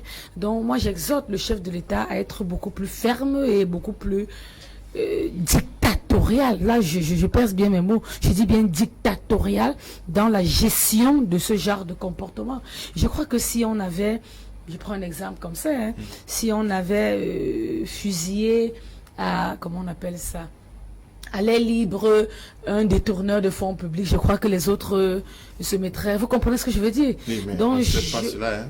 Non, c'est un exemple, c'est une manière, non, permettez, c'est une manière de montrer simplement, voilà, c'est ce que je veux dire. C'est simplement une manière de montrer que j'aimerais voir mon chef de l'État beaucoup plus, parce que cette souplesse-là, cette tendresse, je crois, amène les uns et les autres à dire, X a fait, qu'est-ce qu'on a fait, alors Y devait faire. Malgré toutes les stratégies, malgré toutes les astuces qu'il met sur pied pour éradiquer ce fléau. Donc je crois qu'il devrait mettre un peu plus de force et d'énergie. Et le Cameroun devrait respirer un peu. Mais il y a la séparation des pouvoirs. Parfaite. Mais je crois que les textes sont clairs là-dessus. Quand un ministre demande au ministre de la Justice, qui doit aussi demander d'arrêter les poursuites, est-ce que c'est pas maintenant, la justice lorsque qui doit vous dites qu'un ministre demande, est-ce qu'il y a eu exécution? Est-ce qu'il y a eu exécution? Il est libre de s'exprimer, de poser, de dire ce qu'il pense. Mais maintenant, attendons si exécution suit. Et à ce moment, on comprendra qu'il y a quelque chose qui ne va pas. Du moment où il n'y a pas exécution, je dis, il est libre de s'exprimer. Non, donc, en fait, ça relève des incongruités de la loi camerounaise. Ça, mais il y a séparation de pouvoir. Il faudrait qu'il le sache. Parce que la loi prévoit cela. Voilà. Effectivement, que s'il y a un remboursement du corps de délit, le président de la République peut, c'est l'exécutif en fait, pas arrêter les poursuites. Voyez-vous? C'est pour cela qu'effectivement, dans la logique de séparation de pouvoir, il y a une féodation, effectivement, du pouvoir judiciaire, qui lui, ici, doit en principe être indépendant. Vous ne pouvez pas en être le juge et que vous voyez quelqu'un qui s'est, n'est-ce pas, comment dirais-je, arrimé à la loi, qui l'est remboursé, mais que vous attendiez effectivement l'accord d'un individu qui vous disent, bon, écoutez, libérez-le enfin. C'est-à-dire, il le fait à son bon gré. Ça dépend maintenant ici de sa volonté. Voyez-vous, c'est pour ça qu'on a vu certains rembourser et ne pas être libérés. Plusieurs ont remboursé. Il me semble qu'en l'espèce, ici, la seule personne qui a été libérée, c'est le ministre Amanadama. Qui a été libéré. Oui, par contre, les Ababa et autres ont été prêts à rembourser. Aujourd'hui, on a vu une note du SGPR qui donne une injonction, en fait, qui transmet l'injonction du président au ministre de la Justice de pouvoir. Donc on s'est dit que dans les jours à venir, le ministre Tanganakuna sera enfin libre. Si vraiment cette note est qui circule. Effectivement. Voilà, oui, c'est ce que je voulais ajouter parce que nous spéculons. Il faut qu'on sache très bien que le secrétaire général de la présidence, lui, il a la délégation de la signature du président de la République. Donc, c'est une chose que c'est ça que je dis. I want to say to let our televiewers understand this, what you guys are trying to say. That is why I want to add to Dr. Simo that it is not like we are waiting for execution. No, it is already executed because he has the delegation of the signature of the president of the Republic to carry that. So we consider what he has taken is under the ambit of the law because the law actually gave him that discretion to do that. But now this actually brings back to the problem of separation of power. Do we really actually have a separation of power in this country? À ce niveau, à ce niveau, c'est le président de la République qui délègue son pouvoir. C'est un pouvoir constitutionnel, c'est-à-dire il donne à quelqu'un des exercer en son pouvoir. Personne n'entre dans son domaine, en réalité. Donc maintenant, c'est lui qui doit assumer les conséquences de son inconséquence. Je crois que vous tirez le débat un peu. Ce que je veux ressortir, je vais terminer, c'est de montrer qu'au Cameroun, il y a effectivement séparation. Non, elle n'est pas totale. C'est le principe de... Non. Si vous prenez un président de la République, c'est lui qui nomme le magistrat. C'est lui qui peut dissoudre le Parlement. Il n'y a pas totalement séparation. Le ministre de Justice. Voilà. C'est lui qui nomme, c'est lui qui est à la tête de... C'est lui qui nomme. Vous pensez que parce qu'il nomme le ministre de Justice... La justice n'est pas indépendante au Cameroun. Il impacte effectivement parce qu'ils tiennent de lui. Look, when we come to the law, right, I don't want to say I have a master's degree in law, but I want to say there are some expertise that we have to talk about, which is very very important. You have to understand that the idea of separation of power in Cameroon is a myth. It's something which has never existed, because if we want to look at the institutions that are in place and the manner in which the authorities in those institutions come into power, it doesn't show any separation of power. You have the government, you have the legislative, you have the judiciary. All of them who are there, apart from the legislative, which we talk about the lower house, which is the National Assembly, but from the upper house, the Senate, is most of the members have been appointed by the president. Et même à ce niveau, prenons le cas. C'est-à-dire, si tu prends les articles 10 et 11 de la Constitution, le législatif a permis au président de légiférer à sa place. Bien sûr. Vous savez, c'est une intrusion dans le pouvoir législatif. Good evening, Mr. Leo. I want to ask Mr. Kotem if he's related to the late John Kotem of Balikumbat. Thank you for your nice program. Mr. Alfred in Yaoundé, are you related? I'm from Balikumba. The name Kotem is a name generally for Bali people, which means hold your hand, but not necessarily. You are not related? No. Okay. Good evening to you guys. A corrupt person cannot fight corruption. Our government is the main criminal. Konak is just the employee, and the common man, the victim. Zaxon is writing from Bamenda. Good evening, Mr. Leo. I'm writing from Limbe. Let them stop I don't know what you are saying. 50 passports in a dustbin. What for? Why? This is absolute bad faith. Those in charge should be called to order. Nathaniel is writing from Cambe. Good evening, Mr. Leo and co panelists. Tell the CRM person to be more organized in the way he presents his facts on this panel, that Mr. Biya should leave the palace. Tell him to go through the elections. Please don't just conclude on the passport issue, because it is still not clear if a normal man can do that. Ndifo is writing from Boya. Oui, je reviens maintenant à vous, Monsieur Brice. Now, is it not also because corruption is, on regarde plus la corruption au niveau des ministres, Yaoundé, or ça se vit dans nos hôpitaux, dans les écoles et partout ici là? Oui, ce que vous dites est vrai, mais il faut également qu'on essaye un peu d'établir l'échelle de responsabilité pour savoir à quel niveau et où chacun a une part de responsabilité dans cette affaire. Parce que généralement, pour bien comprendre ce système, il faut déjà savoir comment est-ce que les gens font pour arriver dans le gouvernement. certaines personnes sont prêtes à débourser des centaines de millions pour être sur la liste des membres du gouvernement. Vous comprenez que du moment où ils sont déjà au pouvoir, la seule chose qu'ils ont à faire, c'est de récupérer leur magot qu'ils ont payé pour avoir accès au gouvernement. Et du coup, puisque le gouvernement est une chaîne, et cette chaîne-là a des ramifications. C'est-à-dire quoi? Je prends par exemple dans le système éducatif. On nomme un ministre de l'enseignement secondaire. Le ministre arrive avec son délégué régional des enseignements secondaires dans le sac. Le délégué des enseignements secondaires revient avec son délégué départemental dans le sac. Le délégué départemental vient à son tour avec son proviseur dans le sac. Le proviseur à son tour vient également avec son censeur dans le sac. Ainsi de suite, ainsi de suite. Vous comprenez donc que c'est un système qui est parfaitement huilé. Et lorsqu'on parle de ça, si on s'attarde beaucoup plus sur la corruption au niveau supérieur, c'est tout à fait normal. Parce qu'effectivement, c'est cette corruption-là qui nourrit souvent la petite corruption. Parce que si vous n'avez pas payé pour avoir accès à un poste de responsabilité, vous n'aurez pas une occasion de céder face à une tentative de corruption. C'est parce que le mérite au Cameroun a foutu le camp. C'est parce qu'effectivement, au Cameroun, les gens se sont contactés à l'achat, au favoritisme, au népotisme. Et c'est la raison pour laquelle le pays n'avance pas dans la lutte contre la corruption. D'autant plus, nous avions parlé tantôt de la séparation du pouvoir. Si le pouvoir n'est pas réellement séparé, ça devient impossible de lutter contre la corruption. Parce que le président de la République, lui seul, est en même temps président du Conseil supérieur de la magistrature. Il nomme le ministre de la Justice, il nomme le magistrat du siège, le magistrat du parquet. Il s'en va jusqu'à nommer le tout dernier magistrat qui vient d'arriver. Donc vous comprenez effectivement que pour qu'une personnalité du pays soit arrêtée, c'est difficile. Parce qu'en réalité, chacun vient avec son protégé. Regardez un instant, on a eu à arrêter certains ministres au pays où ces gens-là, avec des preuves de détournement bien cachées, je vous dis qu'ils avaient protégé leurs preuves de détournement. Au point où aujourd'hui, le tribunal criminel spécial est devant les faits accomplis. Ils sont certains que ce ministre a volé. Mais où sont alors réellement les preuves? Ce monsieur a eu le temps. Pourquoi il a eu le temps? Parce que le magistrat donc qui avait le dossier est son protégé. Qu'est-ce qu'il fait? Il avise directement à son patron qu'en réalité, tel jour, attendez, on viendra vous mettre les mains. Puisque c'est lui qui l'a fait entrer à l'ENAM. Système de corruption. Au sortir de l'ENAM, c'est lui qui bouscule à ce qu'il soit magistrat, à ce qu'il soit un juge d'instruction. C'est toujours un système de corruption. Comment voudrez-vous que ça finisse? Que ça finisse avec cet état de choses? Il faut juste séparer le pouvoir. Laisser le pouvoir judiciaire au juge, laisser le pouvoir exécutif au président de la République et le Premier ministre, et laisser le pouvoir législatif aux parlementaires.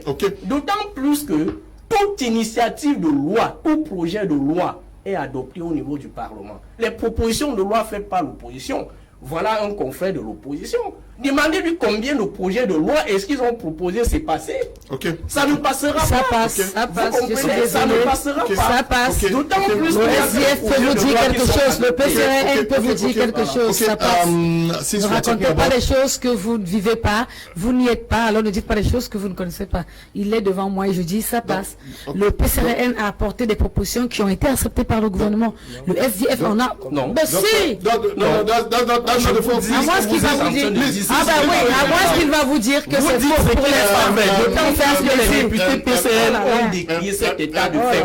C'est une réalité. Vous ne pouvez pas parler du PCN quand je suis là quand même. Vraiment. Une fois,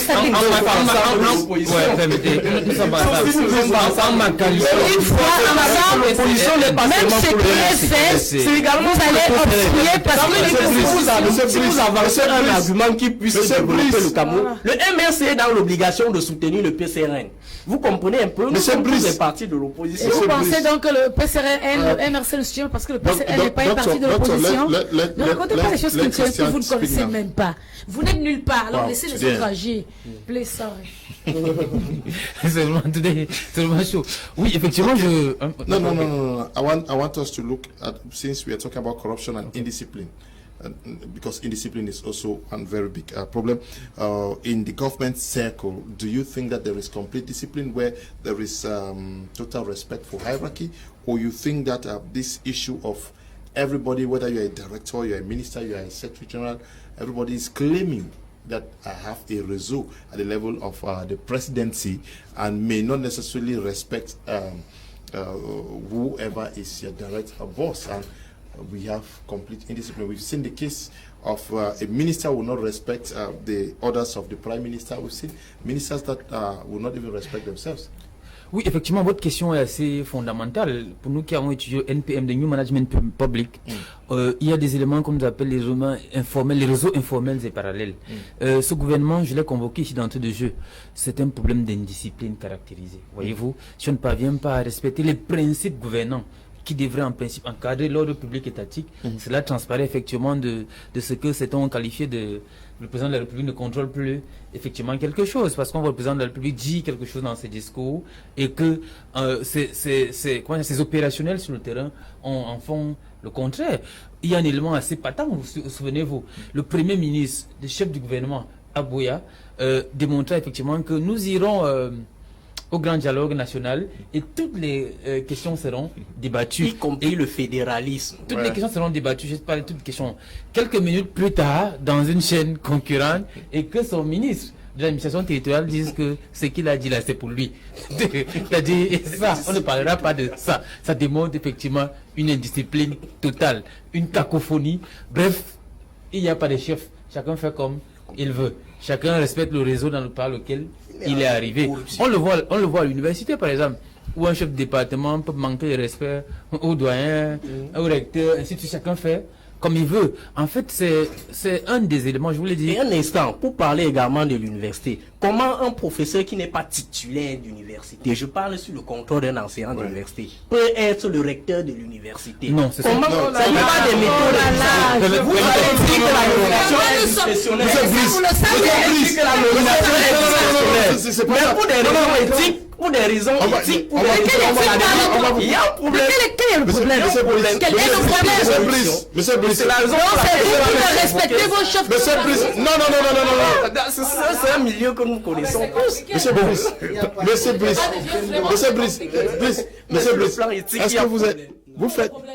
est-ce que vous faites ça sciemment ou c'est quoi? Vous voulez perturber le débat ou c'est quoi? Je vous supplie même, vous n'écoutez pas? Allez-y. Bien, effectivement, je voulais corriger quelque chose pour nous qui avons la chance de flirter un peu dans le milieu universitaire. Non, les nominations relèvent, n'est-ce pas, du pouvoir discrétionnaire du président de la République. Et effectivement, comme dans les hôpitaux, on a les administrateurs de ces institutions-là qui devraient administrer. C'est pas forcément des enseignants.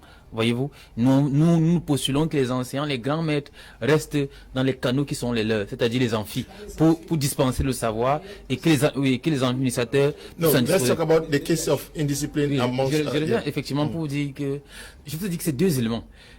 Où c'est une conséquence de l'autre. C'est-à-dire que c'est l'indiscipline qui entraîne la corruption. Chacun fait comme il veut.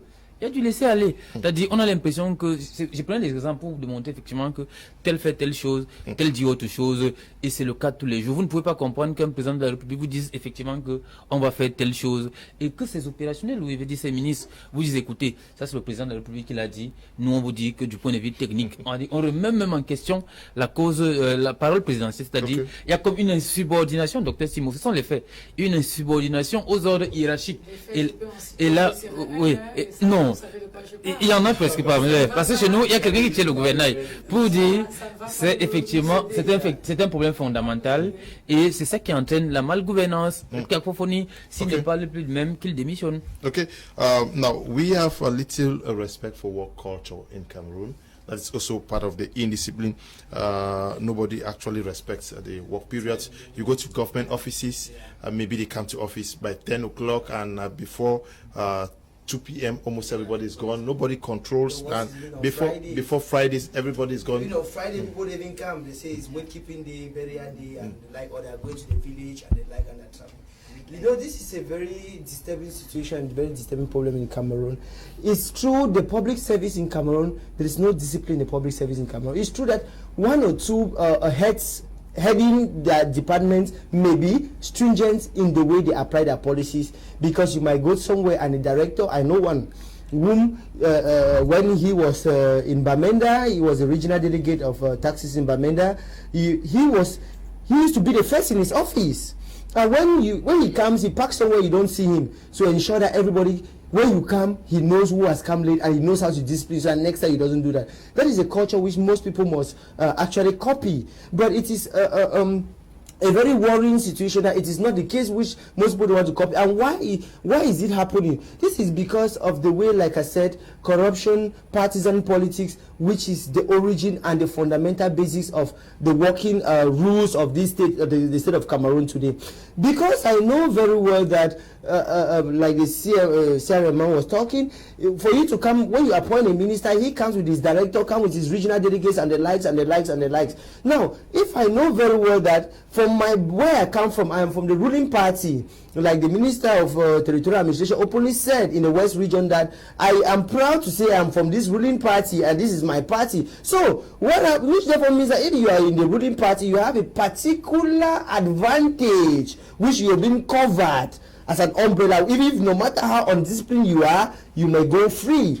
Now, when you look at this type of situation, you see that, okay, I am the divisional delegate or the divisional youth leader of the party in my division or this and that. So I contribute to the head of state remaining there because I sing the name of the head of state everywhere I go to, every TV station I stand, any neighbor I want to talk to, I say the name of the head of state. So, which is a policy that has been put in place by the government in place and the regime in place. So if I can actually sing this song, you can't do anything. And it doesn't just end there. Tribalism is another thing. Because it doesn't just end with the coming late to the offices. Even tribalism has eaten fat into this issue. Not only tribalism, but even the aspect of speaking vernaculars in the offices. I want to take that example. You go to Yaoundé, go to most of the ministries in Yaoundé, you start hearing, I don't want to call some particular, but you start hearing some Makana, Madisa, and when you ask that, Chou, is this a Bamenda?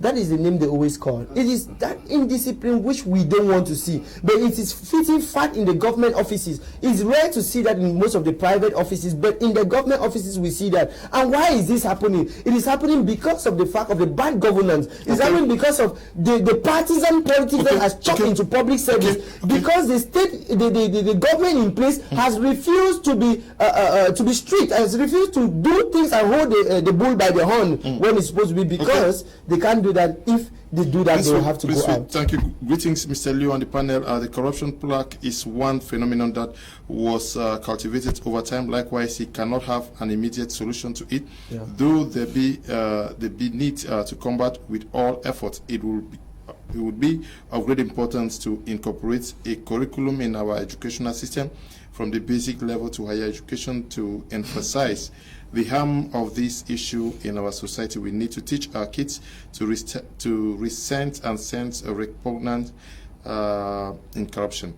Benjamin Manifest is writing from Bamenda. Good evening to you, Benjamin.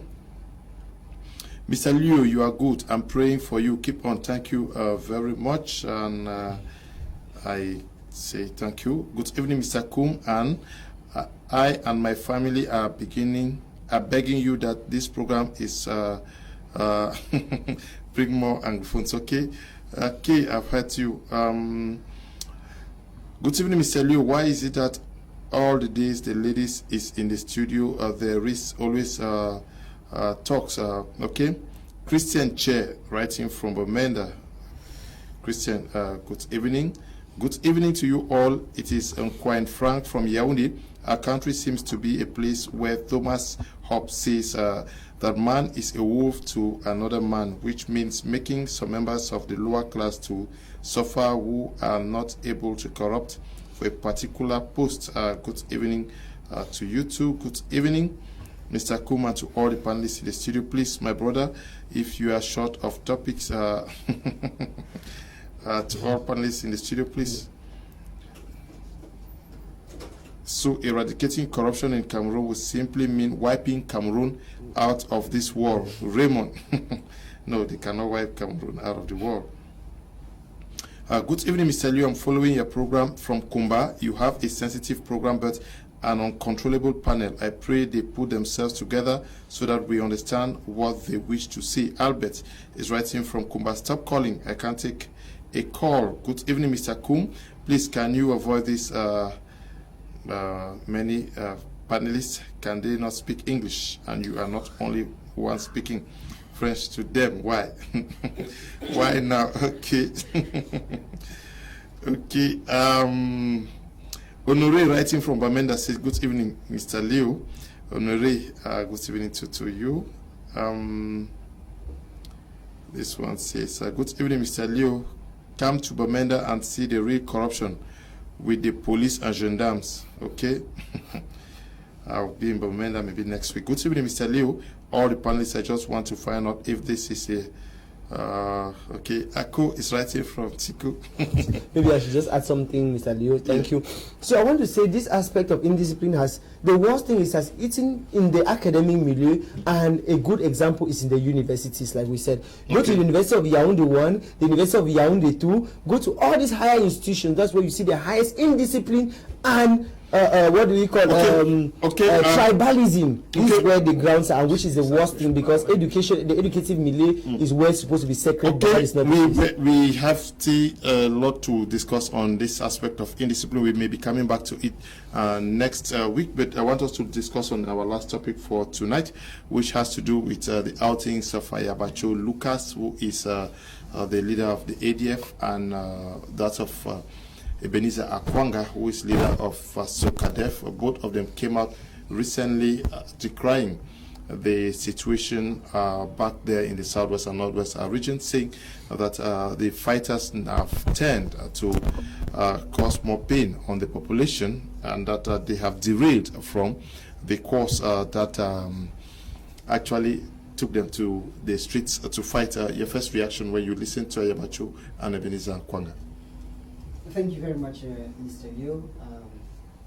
Before I say that, I know it's been, the first topic has really ended because we've not really discussed the second part, which is the way forward, the way that we should come out of it.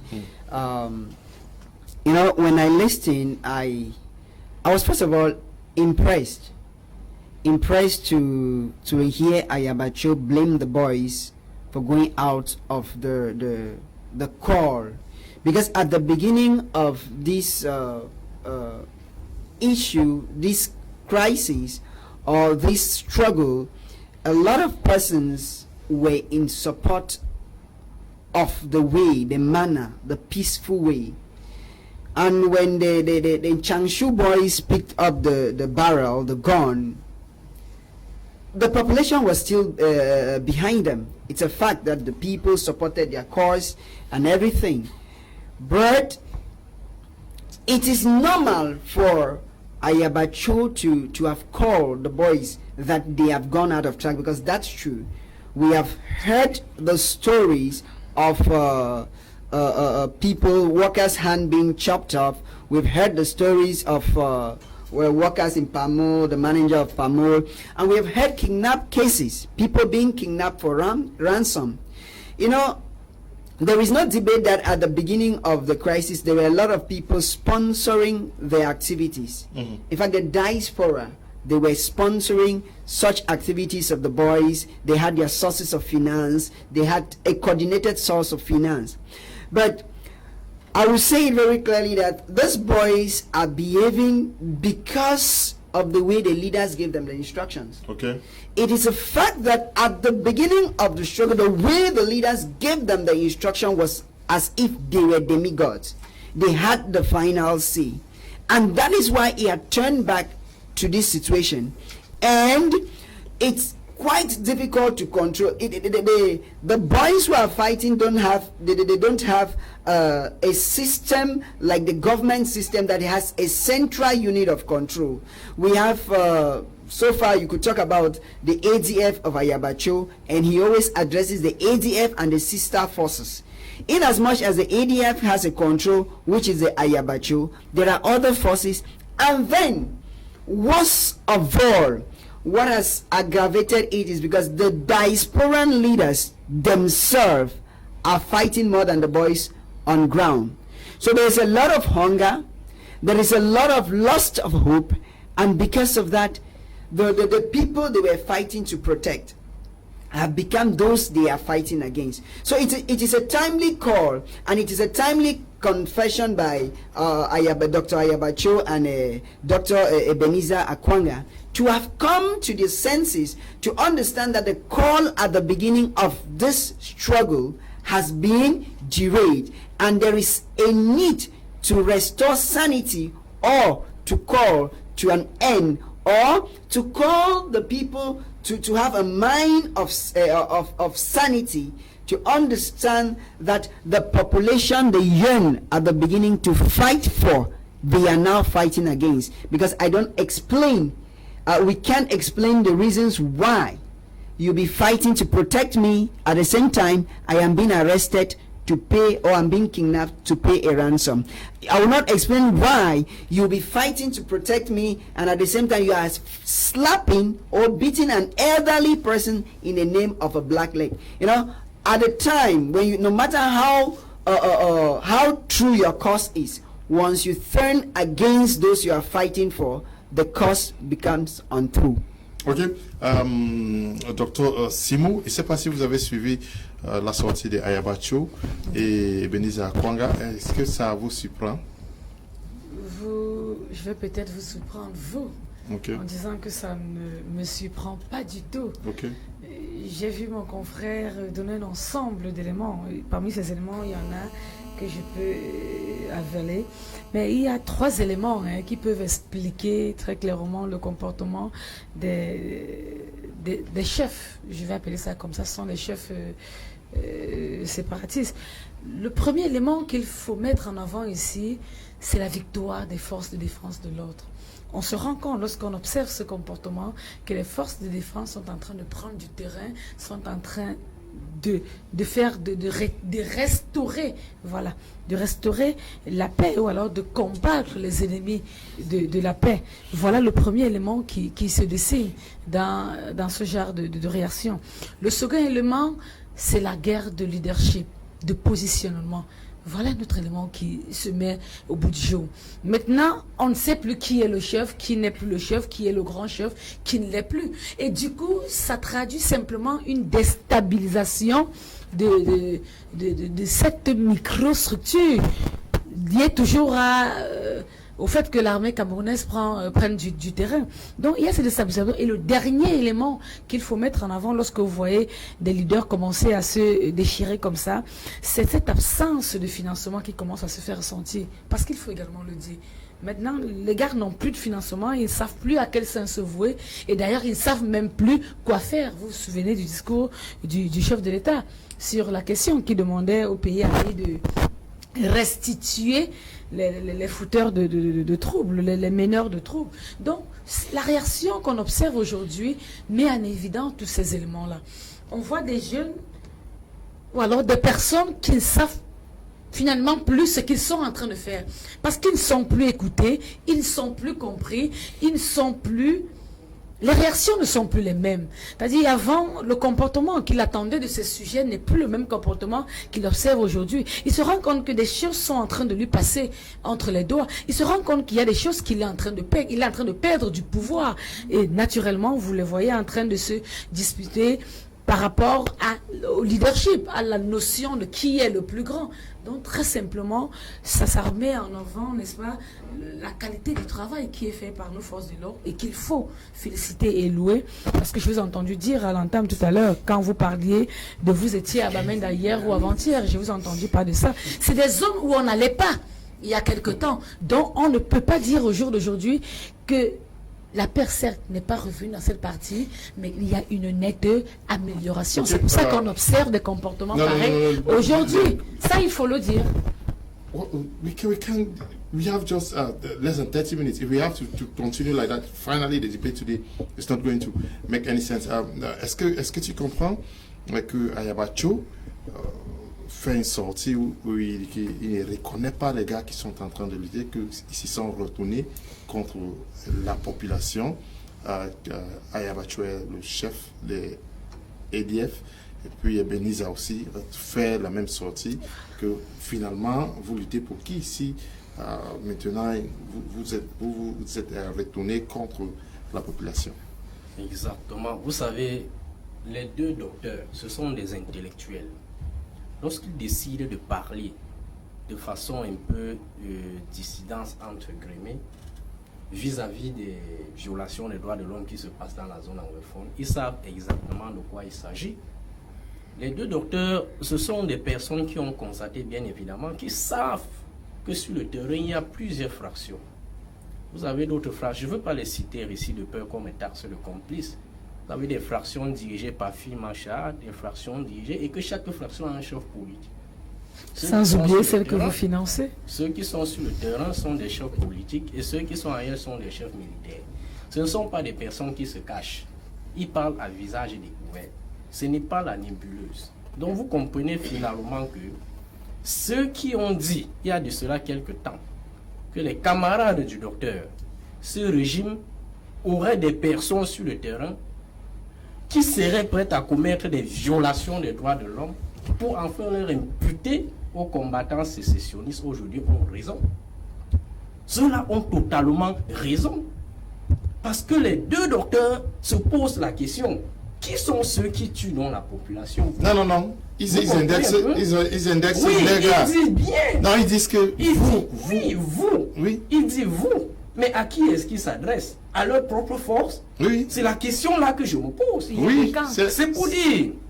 C'est pour dire, ne me coupez pas, c'est pour dire quoi? Qu'aujourd'hui, c'est tout à fait clair que sur le terrain, il y a plusieurs fractions. Les deux intellectuels ne sont pas les seuls chefs politiques sur le terrain. Il faut d'abord l'avouer. Et dire aujourd'hui qu'ils n'ont plus le contrôle des troupes, c'est une affaire pour déstabiliser les gens. D'autant plus que nous sommes en train de dire que nous devons résoudre cette crise de façon pacifique. Le régime trouve en ça une occasion pour encore accentuer les bombardements militaires, pour encore accentuer la violence. Et c'est cette violence-là qui va continuer à entraîner d'autres violences. Donc dire aujourd'hui qu'ils dénoncent le fait que leurs propres combattants se retournent contre la population dont ils sont censés défendre, il faut bon poser beaucoup de questions. Parce que si vous faites une mauvaise analyse de cette situation, vous allez donner raison au régime qui disent que ces personnes qui combattent sur le terrain sont essoufflées. Il y a un journaliste sur la toile, que je ne veux même pas citer le nom ici, qui passe tous les jours, a dit voilà, les violations des droits de l'homme qui sont perpétrées dans la zone anglophone ne sont pas le fait des combattants sécessionnistes. Je me suis toujours posé la question sur ce. Est-ce que Bienton au Cameroun, il est sur le terrain? Non, vous voulez citer le nom? Je vous donne le nom. Moi, je vous donne le nom. Je ne connais ni d'Adam ni d'Ève. Non, si c'est lui. Je le connais ni d'Adam ni d'Ève. Non. Si c'est Bienton. Non, si c'est Bienton. Celui dont vous parlez, je ne le connais même pas. Non, celui dont vous parlez, je le connais même pas. Si ça passe chaque fois. Vous comprenez? C'est pour dire quoi? C'est pour dire quoi? Qu'aujourd'hui, avec ce que les deux intellectuels, chefs politiques de ces branches militaires-là disent, il faut donc poser la question réellement, qui sont les combattants sur le terrain? Qui sont les combattants sur le terrain? Donc ça ramène donc à croire aujourd'hui que sur le terrain, il y a beaucoup de fractions. Non, s'il vous plaît, est-ce que vous voulez faire croire que Ayabacho ne connaît pas ces gars et que Beniz Akwanga ne connaît pas ces gars? Parce que si aujourd'hui le président de la République frappe les militaires dissidents, c'est parce qu'il sait que ce sont ces gars qui ont fait ceci. Et c'est la même chose qu'ils sont en train de faire. Pourquoi vous les dédouanez? Non, je ne les dédouane pas, Léonard. Je ne les dédouane pas. D'autant plus que ce ne sont pas des personnes. Sur le terrain, ces chefs militaires, nous ne les connaissons pas. Je n'ai jamais vu l'un d'eux. Vous connaissez. Donc c'est pour dire exactement que les dénonciations faites par ces leaders politiques de certaines branches militaires nous laissent à croire exactement que sur le terrain, il y en a qui ne les obéissent pas, qui ne sont pas des leurs. C'est ce que je voudrais faire croire. Et c'est pourquoi je vous dis, l'armée camerounaise est en train de gagner du terrain. D'accord. Moi, je voudrais avoir une autre approche de la chose, voyez-vous.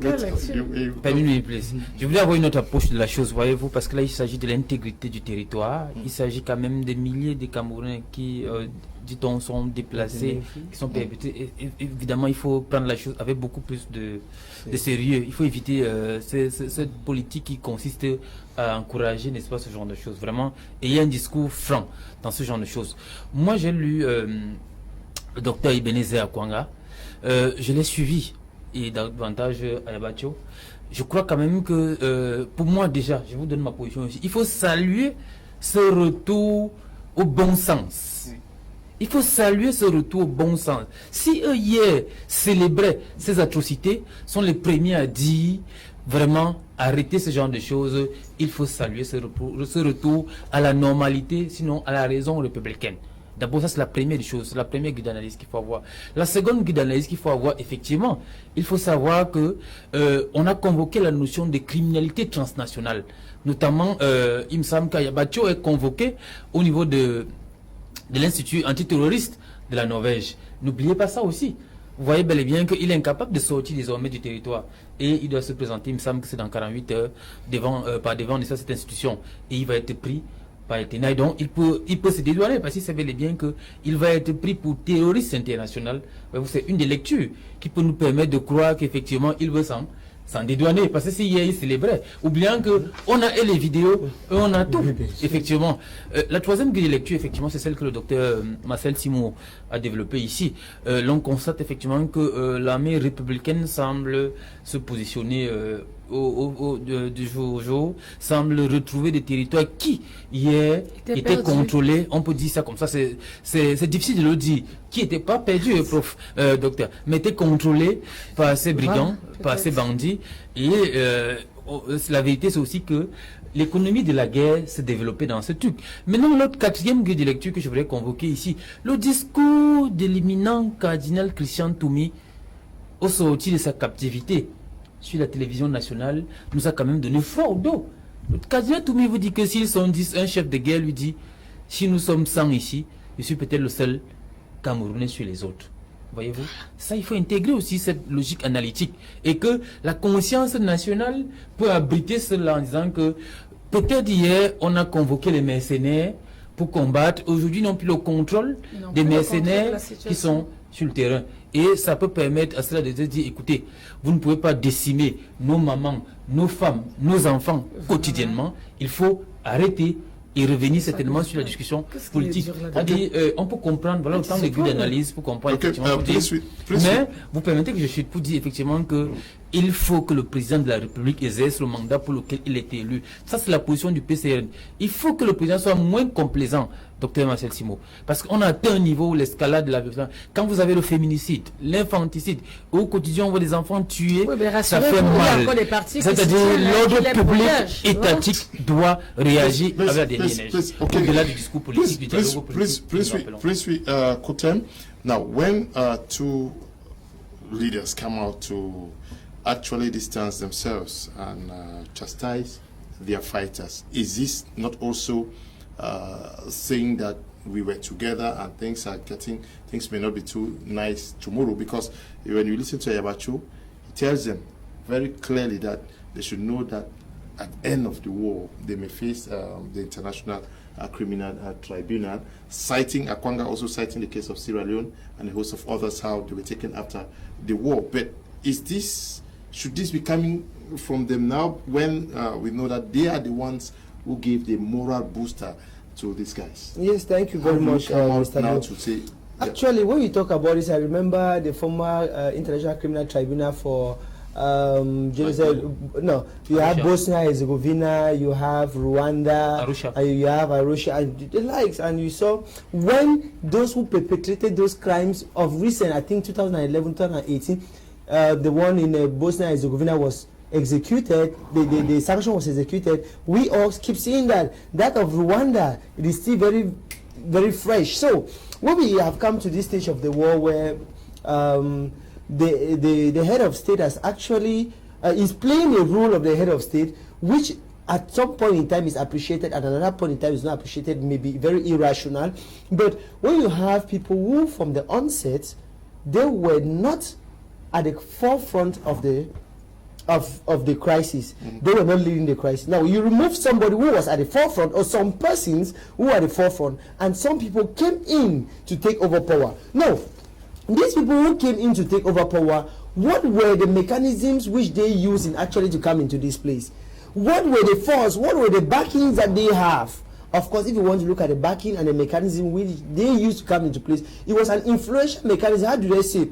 They didn't have that popular support as the original person who led the crisis, who led the from the onset of 2016. Now, when you don't have this popular force, what do? You have to infiltrate money to sponsor other people. Now, at this stage, when you have realized that those people you used to have control, you don't have control over them anymore. Now, you start asking yourself, well, the analysts like we seated here, we start asking ourselves the question: what must have transpired that these people are saying what they are saying? It is true. Somebody said here that the international tribunal and the international environment or the international law has put in place a mechanism to track the other person in Norway as an international terrorist and the like. Now, there are other things which are hiding behind. Of course, when you have been a thief, I'm not saying that they are thieves, but when you have been, I'm taking an example, when you have been a thief and you have been stealing, and one day you're being told that there are people around your door who want to check in your house, what do you start doing? You start crying. No, I did not steal anything. It is my neighbor. When you start confessing that thing, you know that there is a hot iron behind you. These guys at this point, they need to understand this. It is no longer a game of playing this and that. When we look at what these guys are doing down there in ground zero, like they call it, it is something which it is worrying, it is scaring to see that those are brothers that we used to know. Those people who used to live around with us today, they can use paper and put fire on it and pour it on a human being when he's still alive. Today they can take their own parents and beat. This is because the devil they were nurturing, they never thought that devil would come to this stage. And then they need to understand that we have gotten to that point where Cameroonians are tired. Our parents back there are tired of all this. What they started, they need to understand at this point that they have to go to the end. Going to the end doesn't mean that they have to continue fueling, they have to continue sponsoring those boys, but they have to understand that this is a time where they must do everything humanly possible to calm down that boys, to calm down those boys. Because if they can't calm down those boys, then the law in place will have to calm them down. Because they are the one who started this in this direction which it is. And if you take a train and you claim to be a pilot and you can't pilot a plane very well, I tell you there is a responsibility for he who gives the order. He has his own responsibility and a place which the law has put it for he or she to be held responsible. So these people who are today crying foul, these people who are today saying that they don't have a grip over these boys, they need to look again, they need to take a second thought before they can say what they are saying. But we have to understand that each and everyone has a responsibility to take. Whether the state or the government in place or those who are sponsoring them, each and everybody has a responsibility. But we have to take into consideration that each life of every Cameroonian matters. Whether you're in the military or you are in the separatist camp, the life matter. I want to seize this opportunity to make a call for all the boys, all my brothers and the sisters back there that have been in the bushes. Whatever thing has happened to you, please, let's sit back. We are all one. We are humans. The first thing we have to understand is that we are humans. That mother, that brother, that father which you're torturing today could be your own. Let's keep that grudge back. It is true, we understand that most of these boys are trying to let go of some of these things, but due to the deficiencies in the DDR centers and other authorities that have the power that are supposed to regulate these matters, they are not carrying out their function, which is hindering some of these boys. Because we have to acknowledge the fact, Mr. Kum, that some of these boys are willing to come out, but we have to acknowledge that the DDR centers are not doing their job. Okay, Foba Roland, you say the sound system is not too good. Foba Roland, I'll just advise that you do a rescanning of your television. Just do a auto research of your channel. You're going to get the audio. Good evening, Mr. Leo. Great job there. I'm Tumenta Rodrigue from Bonamusadi. I'm not so excited about their exit because they have been leaders of the ADF for some years now. Why today are they claiming it's now they becoming aware of the atrocities? Yeah. So what I'm interested in is the apologies to the public. We need all Anglophone conference. But do you also think, like others, that you can't take these guys to this level to now want to turn your backs on, telling them that they are going to face the strong arm of the law? Are you not also going to face the same arm of the law? Yeah, thank you very much, Mr. Leo. I have often said, and I'm saying that with everything we do, there must be accountability. After every war, there is stock taking. It's a fact. And if you've pushed people to this level, to me, it's not like they have turned their back. It's telling them what is at stake. Because they are leaders. That's a fact. It's not wrong for a leader to tell you that if this is done, this is the punishment.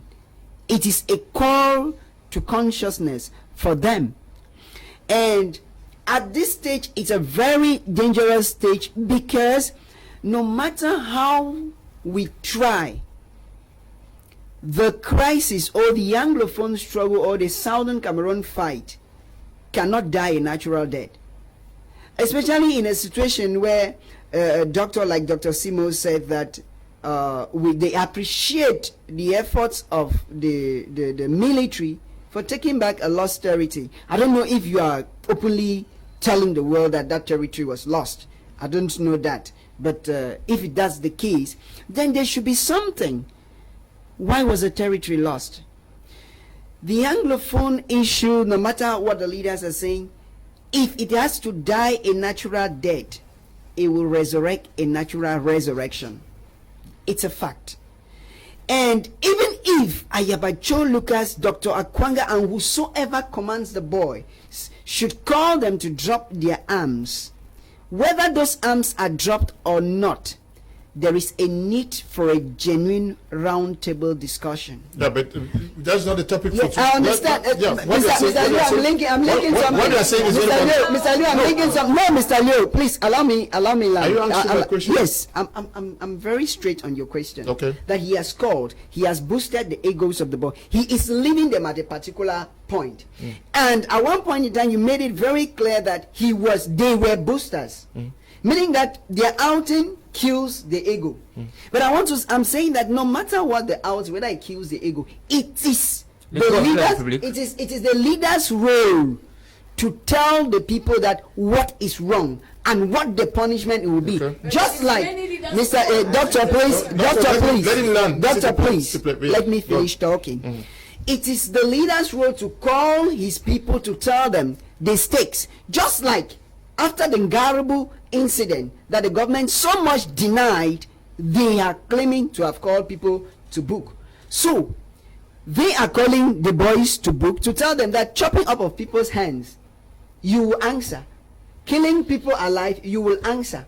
And mind you, that to me, what they have done is so much honorable, different from the government that has denied everything that ever happened, including broad daylight shooting spree.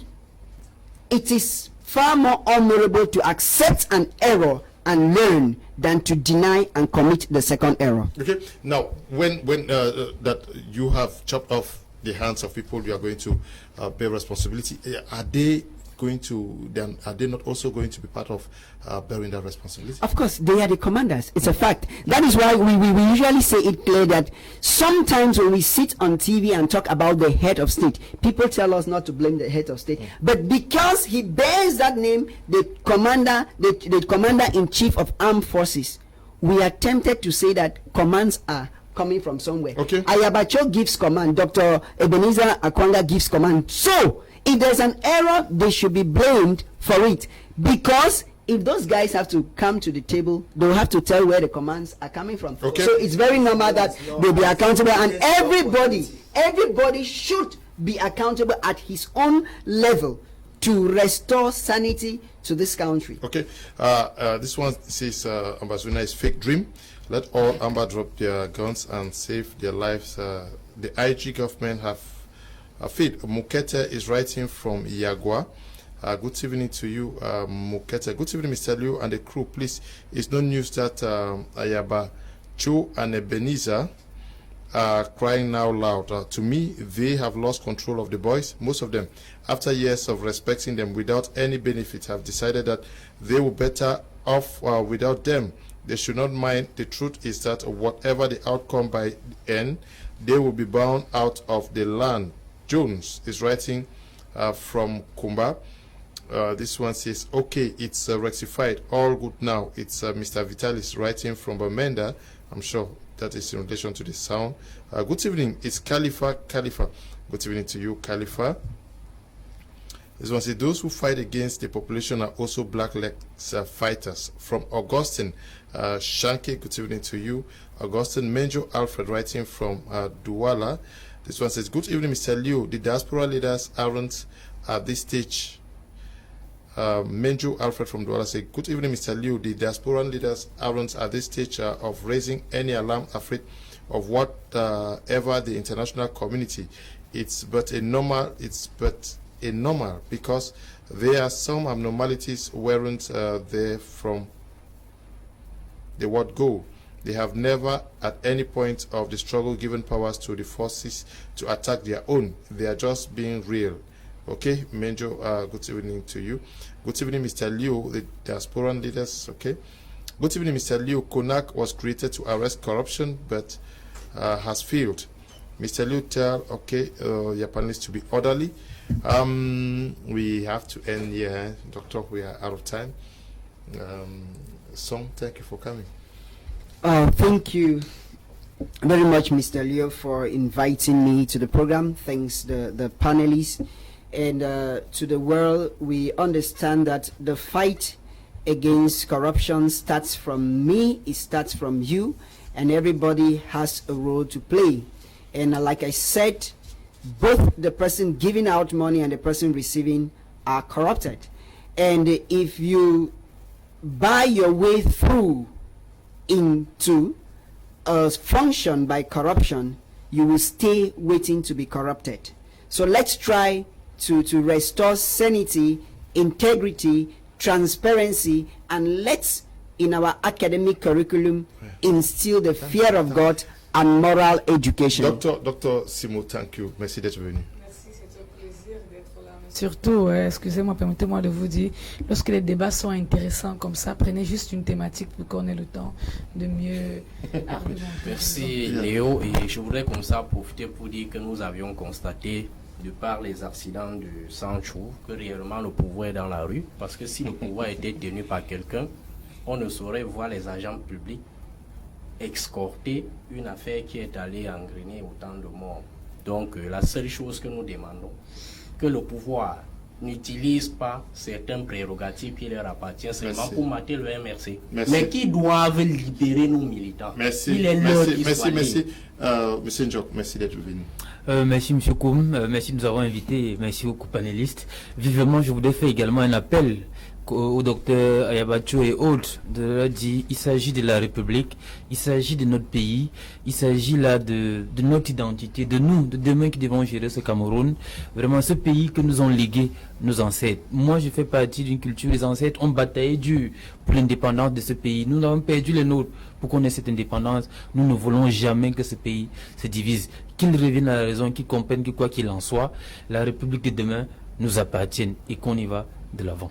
Okay, we think they have thought it wise because it is better late than never. Aqua, K-Town boy, writing. Thank you for coming. Thank you very much, Mr. Liu. I want to seize this opportunity to send my heartfelt condolences to all the families who lost their loved ones in this the recent accident in Sancho, and also to extend a warm congratulations and better marriage to Katie Ann and Kum Vanessa, whom the both of them got married this week, yesterday and today. God bless Cameroon. God bless Cameroon. Thank you, Christian, and thank you to you, everybody who participated in producing this program. Stay blessed. Bye-bye. Vous m'avez vraiment eu aujourd'hui.